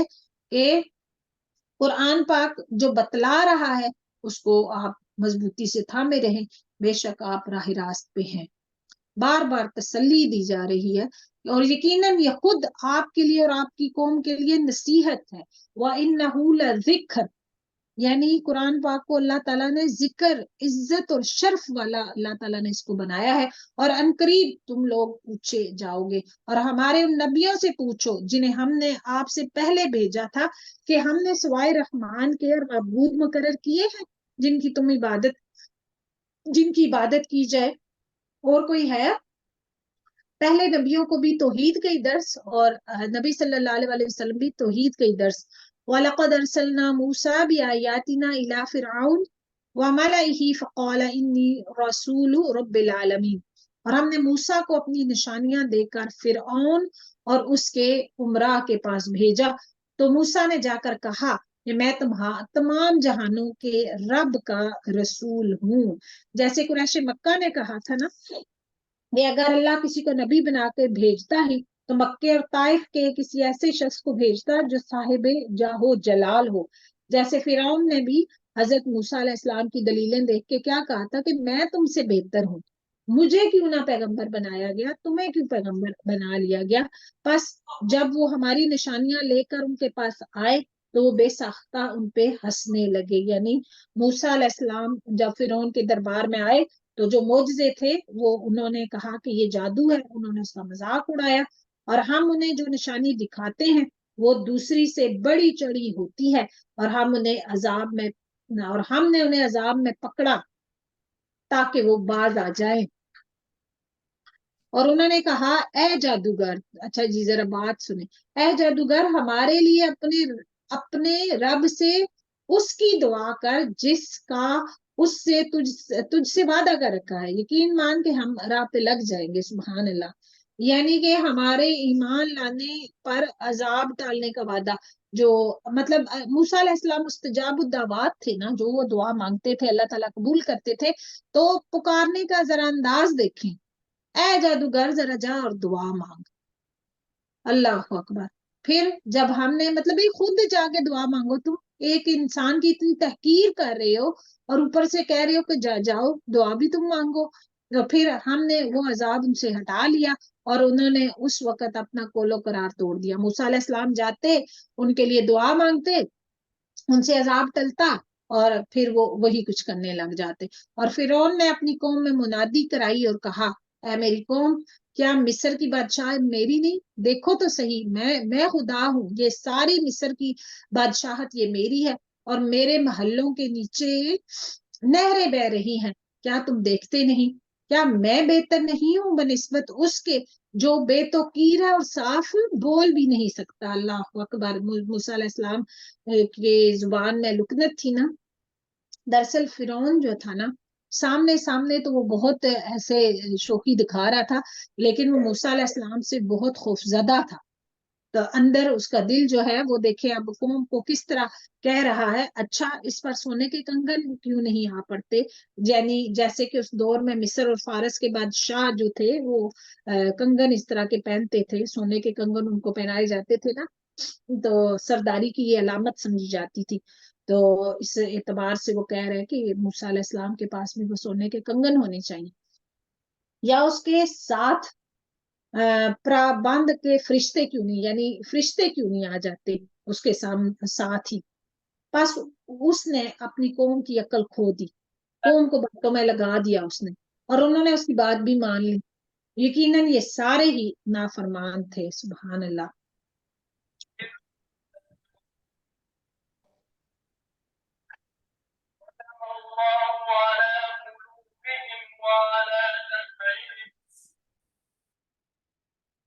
تو یہاں پہ یہ ہے کہ ایک لیڈر کی بات ماننا اور غلط بات کو ماننا، اسی لیے تو فرعون اور اس کی ساری قوم اکٹھے ہی جہنم پہ روز پیش کیے جاتے ہیں۔ تو اللہ تعالیٰ نے کہا پھر جب انہوں نے ہمیں غصہ دلایا تو ہم نے ان سے انتقام لیا اور سب کو ڈبو دیا، بس ہم نے انہیں گیا گزرا کر دیا اور پچھلوں کے لیے مثال بنا دی، تو باستغفار۔ اور جب ابن مریم کی مثال بیان کی گئی تو اس سے تیری قوم خوشی سے چیخنے لگی، اور انہوں نے کہا کہ ہمارے معبود اچھے ہیں یا وہ؟ تجھ سے ان کا یہ کہنا محض جھگڑے کی غرض کے ہے، بلکہ یہ لوگ ہیں ہی جھگڑالو۔ آیا 59 ہے، عیسیٰ بھی صرف بندہ ہی ہے جس پر ہم نے احسان کیا اور اسے بنی اسرائیل کے لیے نشان قدرت بنا دیا۔ اللہ اکبر۔ اور اگر ہم چاہتے تو تمہارے عوض فرشتے پیدا کر دیتے جو زمین پر جانشینی کرتے، یعنی تمہیں ختم کر کے زمین میں ہم فرشتوں کو آباد کر دیتے۔ اللہ اکبر۔ وَإِنَّهُ لَعِلْمٌ لِلسَّاعَةِ فَلَا تَمْتَرُنَّ بِهَا وَاتَّبِعُونِ هَذَا صِرَاطٌ مُسْتَقِيمٌ۔ یقیناً عیسیٰ قیامت کی علامت ہے، ٹھیک ہے، یعنی کہ قیامت کے نزدیک عیسیٰ علیہ السلام کا آسمان سے نزول ہوگا، جس کے بارے میں صحیح اور متواتر حدیث ہے۔ تو یہ جب عیسیٰ علیہ السلام آ جائیں گے نا تو یہ اس بات کی علامت ہوگی کہ اب قیامت جو ہے یہ بالکل قریب ہے۔ بس تم قیامت کے بارے میں شک نہ کرو اور میری تابعداری کرو، یہی سیدھی راہ ہے، اور شیطان تمہیں روک نہ دے، یقیناً وہ تمہارا سرئی دشمن ہے۔ اور جب عیسیٰ معجزے لائے تو کہا کہ میں تمہارے پاس حکمت لایا ہوں، اور اس لیے آیا ہوں کہ جن بعض چیزوں میں تم اختلاف کر رہے ہو میں اسے واضح کر دوں۔ بس تم اللہ سے ڈرو اور میرا کہا مانو، میرا اور تمہارا رب فقط اللہ ہی ہے، بس تم سب اس کی عبادت کرو، راہ راست یہی ہے۔ یہ عیسیٰ علیہ السلام کا پیغام تھا۔ پھر بنی اسرائیل کی جماعتوں نے آپس میں اختلاف کیا، بس ظالموں کے لیے خرابی ہے دکھ والے دن کی آفت سے۔ یہ لوگ صرف قیامت کے منتظر ہیں کہ اچانک وہ ان پہ آ پڑے اور انہیں خبر بھی نہ ہو۔ اللہ اکبر۔ یہ اب اہم ترین بات جو ایک ٹاپک جو قرآن پاک نے بہت سارا ڈسکس کیا ہے، الاخلاء یومئذ بعضهم لبعض عدو الا المتقین۔ اس دن گہرے دوست بھی ایک دوسرے کے دشمن بن جائیں گے سوائے پرہیزگاروں کے۔ سبحان اللہ۔ کافروں کی کیونکہ دوستی کی بنیاد ہی کفر پہ ہوتی ہے، تو اس وجہ سے یہ کفر اور فسق جو ہے یہ ان کے لیے ایک دوسرے کے لیے عذاب کا باعث بن جائے گا، اور وہ جہنم میں جا کے ایک دوسرے کو کہیں گے کہ تمہاری وجہ سے میں ادھر آیا اور تمہاری وجہ سے میں، اور وہاں پہ جا کے وہ ایک دوسرے کے بدترین دشمن بن جائیں گے کہ تمہاری وجہ سے مجھے یہ سارا آج کا دن دیکھنا پڑے گا۔ لیکن اس کے برعکس جو مسلمان ہوتا ہے ان کی محبت ایمان اور تقوی کی وجہ سے ان کی باقی محبت ہوتی ہے، دین کی وجہ سے ہوتی ہے، اللہ کی وجہ سے ہوتی ہے، تو پھر جنت میں جا کے ان کی محبتیں اور ہی زیادہ بڑھ جائیں گی۔ تو میرے بندو، یا عبادی لا خوف علیکم اليوم ولا انتم تحزنون، میرے بندو آج تم پر نہ تو کوئی خوف ہے اور نہ ہی تم غم زدہ ہوگے۔ تو یہ قیامت والے دن ان متقین سے یہ بات کی جائے گی جو دنیا میں صرف اللہ کی رضا کی خاطر ایک دوسرے سے محبت رکھتے ہیں، جو ہماری آیتوں پہ ایمان لائے وہ تھے بھی مسلمان، تم اور تمہاری بیویاں حشاش بشاش جنت میں چلے جاؤ۔ سبحان اللہ، اللہ اکبر۔ ان کے چاروں طرف سونے کی رکابیاں، ٹھیک ہے۔ اب لیڈیز جو ہیں وہ کہتی ہیں نا کہ ہمیں جنت میں کیا ملے گا، مردوں کو حوریں ملیں گی، تو دیکھیں جن کو کراکری کا بہت شوق ہے کہ نئے نئے ہمارے گھر برتن ہوں، اور یہ تو اللہ تعالیٰ کہہ رہے ہیں کہ جنت میں عام بھی نہیں، سونے کی ان کی پلیٹس ہوں گی اور سونے کے گلاسوں کا دور چلایا جائے گا۔ سبحان اللہ۔ تو یہاں پہ یہ ہے کہ ان کے جی جس چیز کی خواہش کریں گے واٹ ایور، اور جس سے ان کی آنکھیں لذت پائیں، سب وہاں ہوگا اور تم اس میں ہمیشہ رہو گے۔ سبحان اللہ۔ تو یہی وہ بہشت ہے کہ تم اپنے اعمال کے بدلے۔ اب آپ نوٹ کریں کہ جدھر بھی جنت یا جہنم کا ذکر آئے گا تو وہاں عمل کی بات آئے گی، جہنم کا ذکر آیا تو برے اعمال، جنت کا ذکر آیا تو اپنے اعمال کی وجہ سے۔ تو اللہ تعالیٰ کہہ رہے ہیں یہ وہی بہشت ہے کہ دنیا میں تم نے اچھے کام کیے، یہ وہی بہشت ہے کہ تم اپنے اعمال کے بدلے اس کے وارث بنائے گئے ہو، ٹھیک ہے۔ یہاں تمہارے لیے بکثرت میوے ہیں جنہیں تم کھاتے رہو گے۔ ان المجرمین فی عذاب جہنم خالدون، استغفر اللہ جی۔ جنت میں تو انسان جو ہے وہ ہمیشہ رہے گا اور وہاں سے کہیں جانا نہ چاہے گا، جنت سے تو انسان نکلنا ہی نہیں چاہے گا، لیکن دوزخ جو ہے بے شک گنہگار لوگ عذاب دوزخ میں بھی وہ بھی وہاں پہ بھی ہمیشہ رہیں گے، اور یہ عذاب کبھی بھی ان سے ہلکا نہ کیا جائے گا۔ اتنا سخت عذاب کیوں؟ کیونکہ اگر ان کو دنیا میں بھی دائمی زندگی دے دی جاتی نا تو انہوں نے یہی کچھ کرتے ہی رہنا تھا، انہوں نے ہدایت پہ آنا ہی نہیں تھا، اور وہ اسی میں مایوس پڑے رہیں گے۔ اچھا جی، یہاں پہ ذرا یہ سنیے کہ اللہ تعالیٰ کہہ رہے ہیں کہ ہم نے ان پہ ظلم نہیں کیا بلکہ یہ خود ہی ظالم ہے۔ آیا 77 ہے، اور پکار پکار کے کہیں گے اے مالک، یہ جہنم کے دروغہ کا نام ہے جو کہ 40 سال تک تو ان کی بات ہی نہیں سنیں گے کہ تیرا رب ہمارا کام تمام ہی کر دے، یعنی کہ ہمیں موت دے دے تاکہ اس عذاب سے ہماری جان چھوٹ جائے۔ اس دنیا میں تو کوئی تکلیف ہے، کوئی ہے، ہر ایک چیز کا ایک اینڈ ہے، موت آئے گی اور چلے اس دنیا سے اینڈ۔ تو وہاں پہ اب جن کو پھر مر کے بھی چین نہیں آئے گا تو پھر وہ کہاں جائیں گے، کہ موت تو ہے ہی نہیں۔ تیرا اب ہمارا کام ہی تمام کر دے، وہ کہے گا کہ تمہیں تو ہمیشہ رہنا ہے، اب تم جو مرضی ہے کرو۔ اب موت کدھر، موت کو بھی مار دیا گیا ہوگا اس وقت، مینڈے کی صورت میں موت آئے گی جب جنتی جنت میں چلے جائیں گے، جہنمی جہنم میں، تو موت کو پھر ایک مینڈے کی شکل میں لا کے ذبح کر دیا جائے گا۔ موت کی بھی موت ہو چکی ہوگی، اور ہم تو تمہارے پاس حق لے آئے، لیکن تم میں سے اکثر لوگ حق سے نفرت رکھنے والے تھے۔ اللہ اکبر۔ اپنے دلوں کا بھی ہم نے جائزہ لینا ہے کہ ہم قرآن اور سنت کو جب پڑھتے ہیں تو ہمارا کیا حال ہوتا ہے۔ کیا انہوں نے کسی کام کا پختہ ارادہ کر لیا ہے تو یقین مانو کہ ہم بھی پختہ کام کرنے والے ہیں۔ اگر وہ نہیں نہ مان کے دینے والے دین کو تو پھر ان کے ساتھ بھی یہی ہونے والا ہے۔ کیا ان کا یہ حال ہے کہ ہم ان کی پوشیدہ باتوں کو اور ان کی سرگوشیوں کو نہیں سنتے؟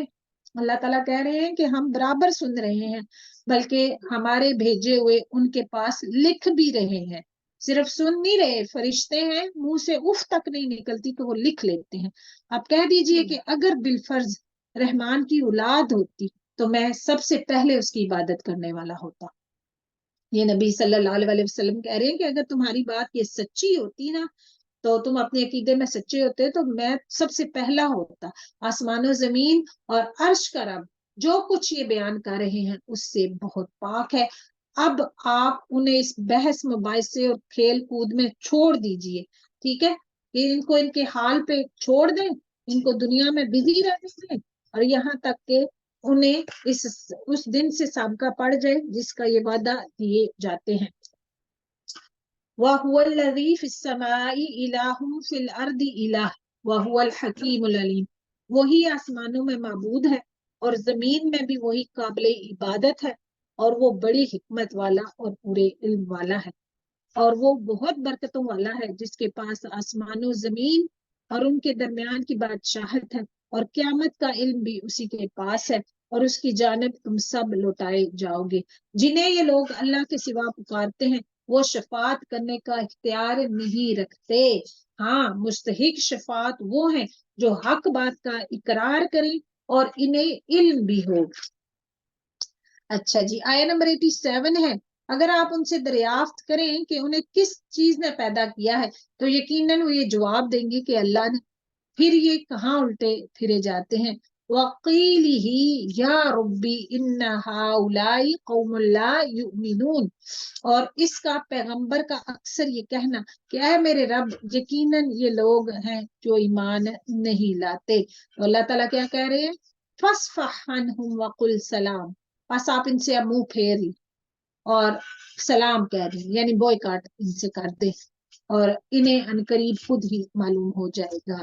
اچھا جی، سورۃ الدخان ہے، مکی یہ سورہ ہے. اس میں 59 آیات ہیں اور 3 اس میں رکوع ہیں.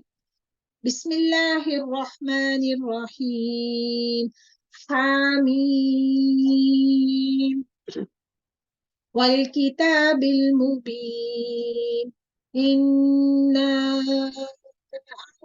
أنزلناه في ليلة مباركة إنا كنا منذرين فيها يفرق كل أمر حكيم أمرا من عندنا إنا كنا مرسلين. شروع اللہ کے نام سے بہت مہربان نہایت رحم کرنے والا ہے. حامیم، قسم ہے اس وضاحت والی کتاب کی، یقیناً ہم نے اسے بابرکت رات میں اتارا ہے. لیلۃ مبارکہ، لیلۃ القدر. انا انزلناہ فی لیلۃ القدر. تو اللہ تعالیٰ کہہ رہے ہیں کہ ہم نے یہ قرآن شب قدر میں نازل فرمایا ہے اور یہ شب قدر جو آخری عشرہ ہے رمضان کا، اس میں یہ طاق راتوں میں سے ایک رات ہے. تو اللہ تعالیٰ نے کہا کہ شہر رمضان الذی انزل فیہ القرآن، کہ رمضان میں یہ قرآن نازل ہوا. انشاءاللہ تعالیٰ اب وہ راتیں آنے والی ہیں، بے شک ہم ڈرانے والے ہیں. اس رات میں ہر ایک مضبوط کام کا فیصلہ کیا جاتا ہے. ہمارے پاس سے حکم ہو کر ہم ہی ہیں رسول بنا کر بھیجنے والے. آپ کے رب کی رحمت سے وہ ہی ہے سننے والا اور جاننے والا.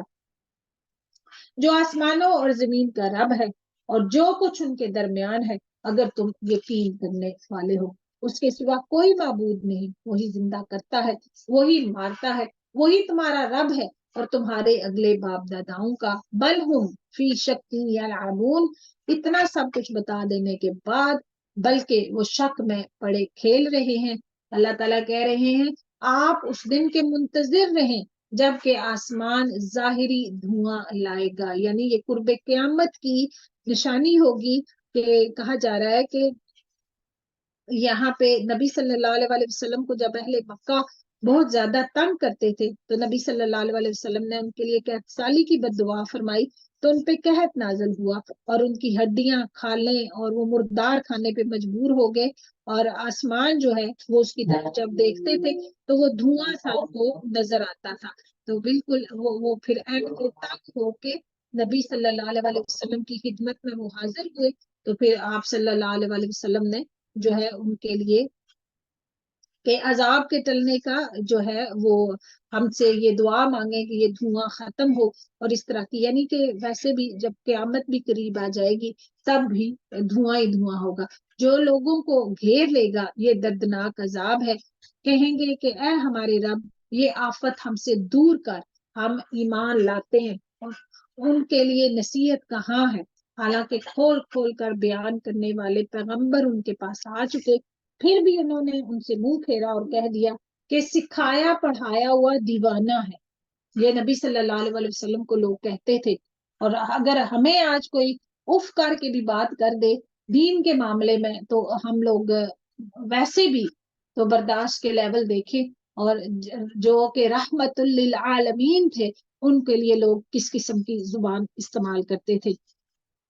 ہم عذاب کو تھوڑا سا دور کر دیں گے تو تم پھر اپنی اسی حالت پہ آ جاؤ گے، ٹھیک ہے۔ یہ تو انسان کی ہے نا نفسیات کے، جو انسان دل جس کا نہیں بدلتا، جب اس کے تھوڑے سے حالات بدل جاتے ہیں، مشکل آتی ہے تو ٹھیک ہے اللہ کی طرف پلٹ گئے، حالات تھوڑے ٹھیک ہوئے تو پھر وہی اپنی پرانی ڈگر پہ چل گئے۔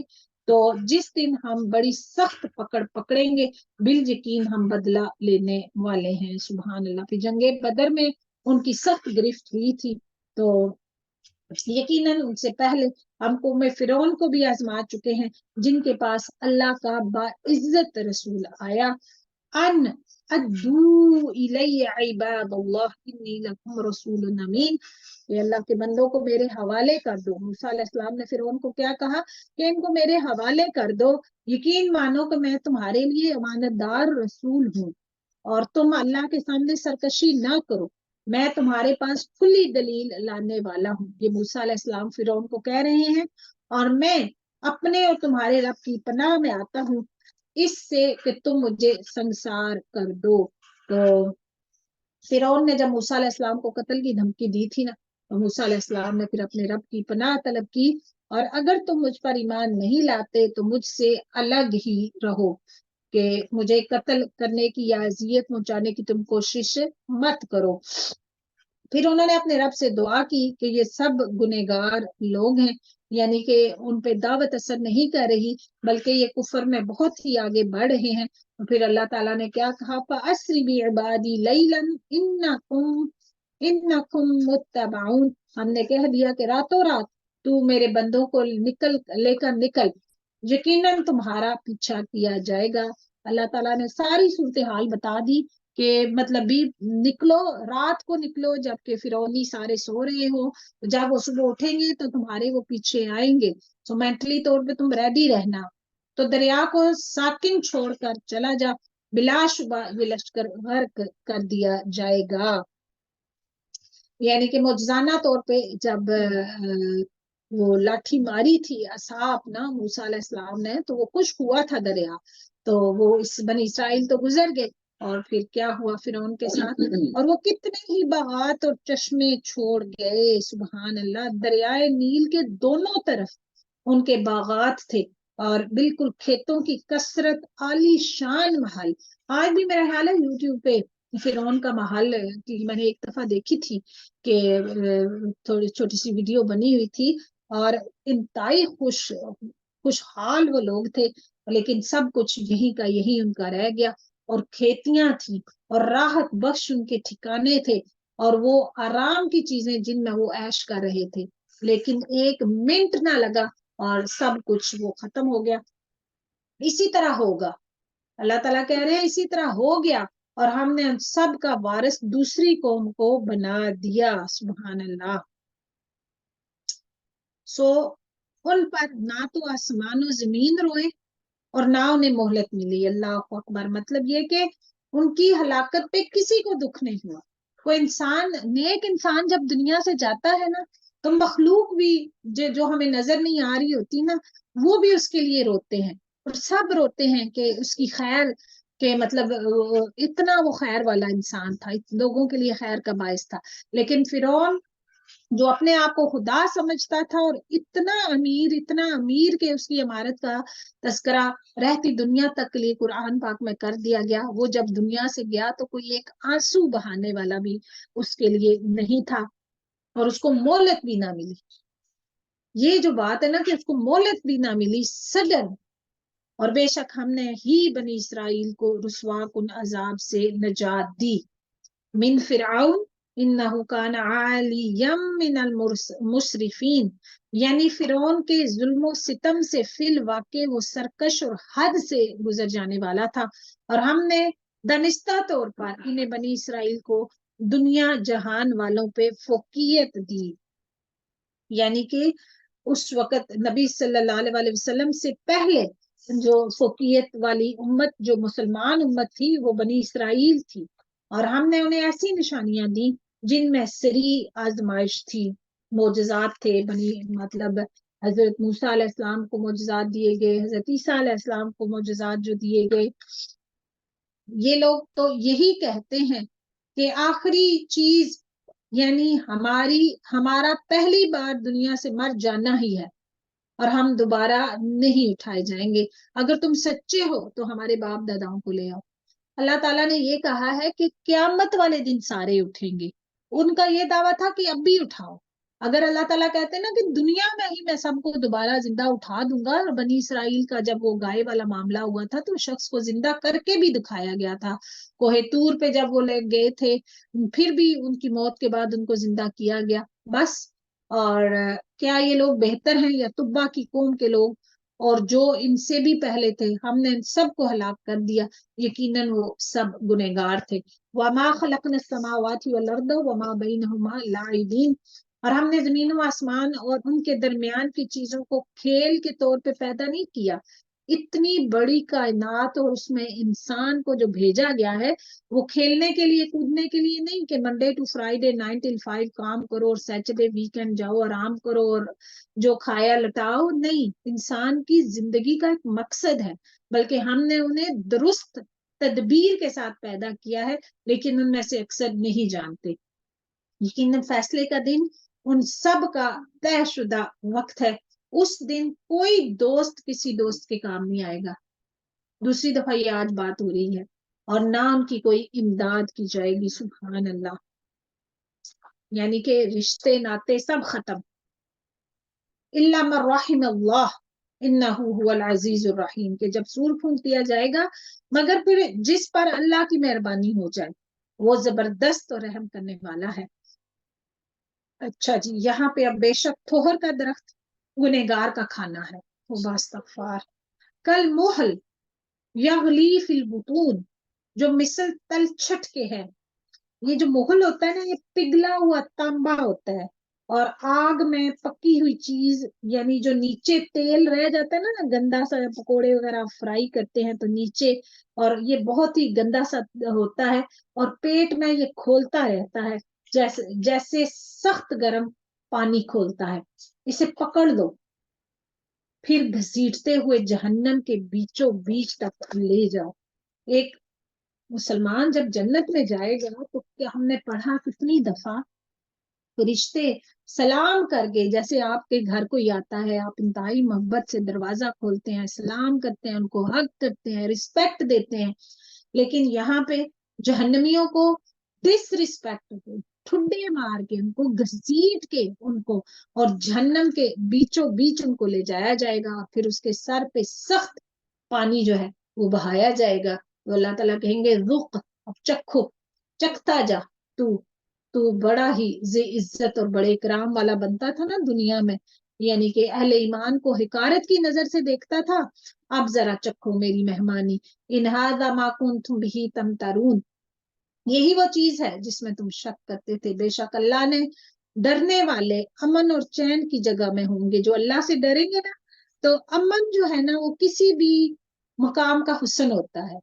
آپ کہیں بھی جا رہے ہیں، ہالیڈے پہ جا رہے ہیں، گھر میں رہ رہے ہیں، کہیں بھی، تو اگر وہاں پہ امن نہیں ہے، سکون نہیں ہے، آپ کو ہر وقت یہ خطرہ ہے کہ ابھی کوئی ادھر سے آ جائے گا، ابھی کچھ، اب فلسطین کا حال دیکھ لیں، ادھر امن نہیں ہے، وہ لوگ سوتے بھی ہیں پتہ نہیں اس ڈر سے کہ صبح ہوگی تو ہم ہوں گے بھی یا نہیں ہوں گے۔ تو امن جو ہے، جنت جو ہے، وہ امن اور چین کی جگہ ہے، یہ جنت کا حسن ہے کہ امن اس کی مطلب حسن میں سے اور نعمتوں میں سے ایک نعمت امن ہے۔ اور صرف یہی نہیں، باغوں اور چشموں میں یلبسون من سندس واستبرق متقابلین، باریک اور دبیز ریشم کے لباس پہنے ہوئے آمنے سامنے بیٹھے ہوں گے، اللہ اکبر، کہ متقین لوگوں کے ساتھ۔ اور یہ اس طرح ہے کہ ہم بڑی بڑی آنکھوں والی حوروں سے ان کا نکاح کر دیں گے، دل جمی کے ساتھ وہاں ہر طرح کے میووں کی فرمائشیں کرتے ہوں گے. لا یذوقون فیہا الموت، وہاں وہ موت کا ذائقہ نہیں چکھیں گے. یعنی دنیا میں تو موت آ جاتی ہے، ہر کسی کو موت کا مزہ چکھنا پڑتا ہے. جس کے پاس زیادہ مال ہوتا ہے نا، اس کو دنیا سے جانے کا زیادہ غم ہوتا ہے کہ میں اس دنیا سے چلا جاؤں گا اور پیچھے سب کچھ چھوڑ جاؤں گا. لیکن جو جنت ہے وہاں پہ پھر موت اتنی زیادہ نعمتوں کے بعد وہ نعمتیں چھوڑے گا نہیں انسان، وہ بس اسی کی فار ایور ہوں گی. ہاں پہلے موت جو وہ مر چکے اور انہیں اللہ نے دوزخ کی سزا سے بچا لیا، تو یہ ایک مومن پہ بہت بڑا اللہ کا کرم ہے. فضلا من ربک ذالک هو الفوز العظیم، یہ صرف تیرے رب کا فضل ہے، یہی ہے بڑی کامیابی. ہم نے اس قرآن کو تیری زبان میں آسان کر دیا ہے تاکہ وہ نصیحت حاصل کریں. فرتقب انہم مرتقبون، اب تو منتظر رہ، یہ بھی منتظر ہیں. اللہ اکبر، یعنی کہ عذاب الہی کہ یہ لوگ انتظار کر رہے ہیں تو آپ بھی انتظار کریں. اب سورہ جاسیہ ہے، یہ بھی مکی سورت ہے اور اس میں 37 آیات ہیں، 4 رکوع ہیں. بسم اللہ الرحمن الرحیم. حامیم تنزیل الکتاب من اللہ العزیز الحکیم. حامیم، یہ کتاب اللہ غالب حکمت والے کی طرف سے نازل ہوئی ہے. ان فی السماوات والارض لآیات للمؤمنین، آسمانوں اور زمین میں ایمانداروں کے لیے یقیناً بہت سی نشانیاں ہیں. دیکھیں جی، یہ جو کریشن ہے نا اللہ تعالیٰ کی، اگر آپ کچھ بھی اس میں، اگر کوئی آپ کو نہ بھی بتانے والا ہو، اگر آپ غور و فکر کریں اللہ تعالیٰ کی نشانیوں پہ، تو آپ اللہ تعالیٰ کی ذات کو پہنچ سکتے ہیں. اور خود تمہاری پیدائش میں اور جانوروں کے پھیلانے میں یقین رکھنے والی قوم کے لیے بہت سی نشانیاں ہیں. اپنی ہماری ذات کے اندر جانور، مویشی، آیات 2 طرح کی ہوتی ہیں نا، ایک تو کائنات کی نشانیاں ہیں اور ایک قرآن پاک کی نشانیاں ہیں. تو انسان جس پہ بھی غور کرے گا اپنے رب سے جا ملے گا. اور رات دل کے بدلنے میں اور جو کچھ روزی اللہ آسمان سے نازل فرما کر زمین کو اس کی موت کے بعد زندہ کر دیتا ہے، اس میں اور ہواؤں کے بدلنے میں بھی ان لوگوں کے لیے جو عقل رکھتے ہیں نشانیاں ہیں. یہ ہیں اللہ کی آیتیں جنہیں ہم آپ کو ٹھیک ٹھیک سناتے ہیں. بس اللہ اور اس کی آیتوں کے بعد یہ کس بات پہ ایمان لائیں گے؟ کیا بچا ہے پیچھے؟ ویل لکل افاک نسیم، ویل اور افسوس ہے کس پہ؟ ہر ایک جھوٹے گناہگار پر. تو باستغفار جی. اللہ اکبر. جو آیتیں اللہ کی اپنے سامنے پڑی جاتی ہوئی سنے پھر بھی غرور کرتا ہوا اس سے اڑا رہے گویا کہ اس نے سنی ہی نہیں، تو ایسے لوگوں کا دردناک عذاب کی خبریں سنا دیجئے. وہ جب ہماری آیتوں میں سے کسی آیت کی خبر پا لیتا ہے تو اس کی ہنسی اڑاتا ہے. یہی لوگ ہیں جن کے لیے رسوائی کی مار ہے، ان کے پیچھے دوزخ ہے. جو کچھ انہوں نے حاصل کیا وہ انہیں کچھ بھی نفع نہ دے گا اور نہ وہ کوئی کچھ ان کے کام آئیں گے جن کو انہوں نے اللہ کے سوا کارساز بنا رکھا ہے. ان کے لیے تو بہت بڑا عذاب ہے. ہاذا ہدا، یہ ہدایت ہے، اور جن لوگوں نے اپنے رب کی آیتوں کو نہ مانا ان کے لیے سخت دردناک عذاب ہے. اللہ تعالیٰ کہہ رہے ہیں اللہ ہی ہے جس نے تمہارے لیے دریا کو تابع بنا دیا تاکہ اس کے حکم سے اس میں کشتیاں چلیں اور تم اس کا فضل تلاش کرو تاکہ تم شکر بجا لاؤ. اور آسمانوں زمین کی ہر چیز کو بھی اس نے اپنی طرف سے تمہارے لیے تابع کر دیا ہے. ہر چیز انسان کی خدمت میں لگی ہوئی ہے، تو غور کریں، یقیناً وہ اس میں بہت سی نشانیاں پالیں گے. آپ ایمان والوں سے کہہ دیجئے کہ وہ ان لوگوں سے درگزر کریں جو اللہ کے دنوں کی توقع نہیں رکھتے.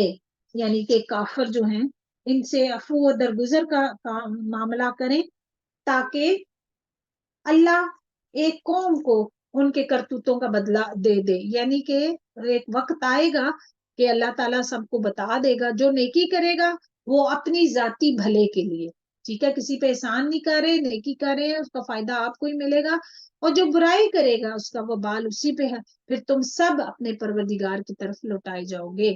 یقیناً ہم نے بنی اسرائیل کو کتاب، حکومت، نبوت دی ہے، اور ہم نے انہیں پاکیزہ اور نفیس روزیاں دی ہیں، اور انہیں دنیا والوں پہ فضیلت دی ہے، اور ہم نے انہیں دین کی صاف صاف دلیلیں دی، پھر انہوں نے اپنے پاس علم کے پہنچ جانے کے بعد آپس کی ضد بحث سے ہی اختلاف برپا کر رکھا۔ یہ جن جن چیزوں میں اختلاف کر رہے ہیں نا، ان کا فیصلہ قیامت والے دن ان کے درمیان خود تیرا رب کر دے گا۔ اللہ تعالیٰ کہہ رہے ہیں کہ جی پھر ہم نے آپ کو دین کی ظاہر راہ پہ قائم کر دیا، یعنی شریعت جو آپ کو دے دی، تو جس پہ چل کے لوگ اللہ تعالیٰ کی رضا کو پا لیں گے۔ سو آپ کا کیا کام ہے؟ آپ اسی پہ لگے رہیں اور نادانوں کی خواہشوں کی پیروی مت کریں، ٹھیک ہے؟ یاد رکھیں کہ یہ لوگ ہرگز اللہ کے سامنے آپ کے کچھ کام نہیں آ سکتے۔ سمجھ لیں کہ ظالم لوگ آپس میں ایک دوسرے کے رفیق ہوتے ہیں، اور پرہیزگاروں کا رفیق اللہ ہے۔ یہ قرآن لوگوں کے لیے بصیرت کی باتیں ہیں اور ہدایت و رحمت ہے اس قوم کے لیے جو کہ یقین رکھتا ہو۔ تو جو یقین رکھتا ہے نا، قرآن پاک سے فائدہ وہی اٹھا سکتا ہے۔ کیا ان لوگوں کا جو برے کام کرتے ہیں یہ گمان ہے کہ ہم انہیں ان لوگوں جیسا کر دیں گے جو ایمان لائے، یعنی اور نیک کام کیے؟ اتنی واضح آیا ہے نا، یہ ذرا غور سے سنیں، میں دوبارہ سے پڑھتی ہوں کہ کیا ان لوگوں کا جو برے کام کرتے ہیں یہ گمان ہے کہ ہم انہیں ان لوگوں جیسا کر دیں گے جو ایمان لائے اور نیک کام کیے، اور ان کا مرنا جینا یکساں ہو جائے؟ برا ہے وہ فیصلہ جو وہ کر رہے ہیں۔ انتہائی واضح واضح احکامات ہیں وہ، اور آسمان و زمین کو اللہ نے بہت سے عدل کے ساتھ پیدا کیا ہے، اور تاکہ ہر شخص کو اس کے کیے ہوئے کام کا پورا بدلہ دیا جائے اور ان پر ظلم نہ کیا جائے گا۔ کیا آپ نے اسے بھی دیکھا جس نے اپنی خواہش نفس کو معبود بنا رکھا ہے؟ یہ جو بات ہے نا جی کہ وہ اس کو اچھا سمجھتا ہے جس کو اس کا نفس اچھا سمجھتا ہے، اس کو برا سمجھتا ہے جس کو اس کا نفس برا سمجھتا ہے۔ تو جو شخص اپنی خواہشات کی پیروی کرے اس کو پھر علم کوئی بھی فائدہ نہیں دیتا۔ جہاں بھی خواہش کا ذکر آیا ہے نا، وہاں پہ نفس کا جہاں پہ بھی ذکر آیا ہے وہاں پہ اس کی مذمت ہی کی گئی ہے، ٹھیک ہے؟ خواہش ایک بیماری ہوتی ہے اور اس کی مخالفت ہی اس کا علاج ہے۔ ہر وقت میرا دل یہ چاہتا ہے اور میں اور میں اور میں اور بس۔ یہاں پہ اللہ تعالیٰ نے کیا کہا ہے کہ جس نے اپنی خواہش نفس کو اپنا معبود بنا رکھا ہے، یعنی کہ اسی کی عبادت کیے جا رہا ہے، کہ جو اس کے نفس کی خواہش ہے بس اسی کو وہ فالو کر رہا ہے۔ تو اللہ تعالیٰ پھر کہہ رہے ہیں کہ اور باوجود سمجھ بوجھ کے اللہ نے اس کو پھر گمراہ کر دیا اور اس کے کان اور دل پہ مہر لگا دی۔ اس دن سے انسان کو ڈرنا چاہیے، کیونکہ جو انسان پھر اپنی بات کو اہمیت دیتا ہے، اللہ اور نبی صلی اللہ علیہ وسلم کے احکامات ماننے کے بجائے آپ اپنے دل کی باتیں مانتے ہیں، تو پھر اللہ تعالیٰ جو ہے وہ دلوں پہ بھی اور کانوں پہ بھی، یعنی آپ کے دل سے پھر ایمان آپ کے دل کے اندر اترتا ہی نہیں، کان آپ کے پھر وہ ایمان کی بات سن ہی نہیں سکتے، ان کی آنکھیں حق کو دیکھ ہی نہیں سکتی، اور ان کی آنکھوں پر بھی پردہ ڈال دیا ہے۔ اب ایسے شخص کو اللہ کے بعد اب کون ہدایت دے سکتا ہے؟ استغفر اللہ جی، کیا اب بھی تم نصیحت نہیں پکڑتے؟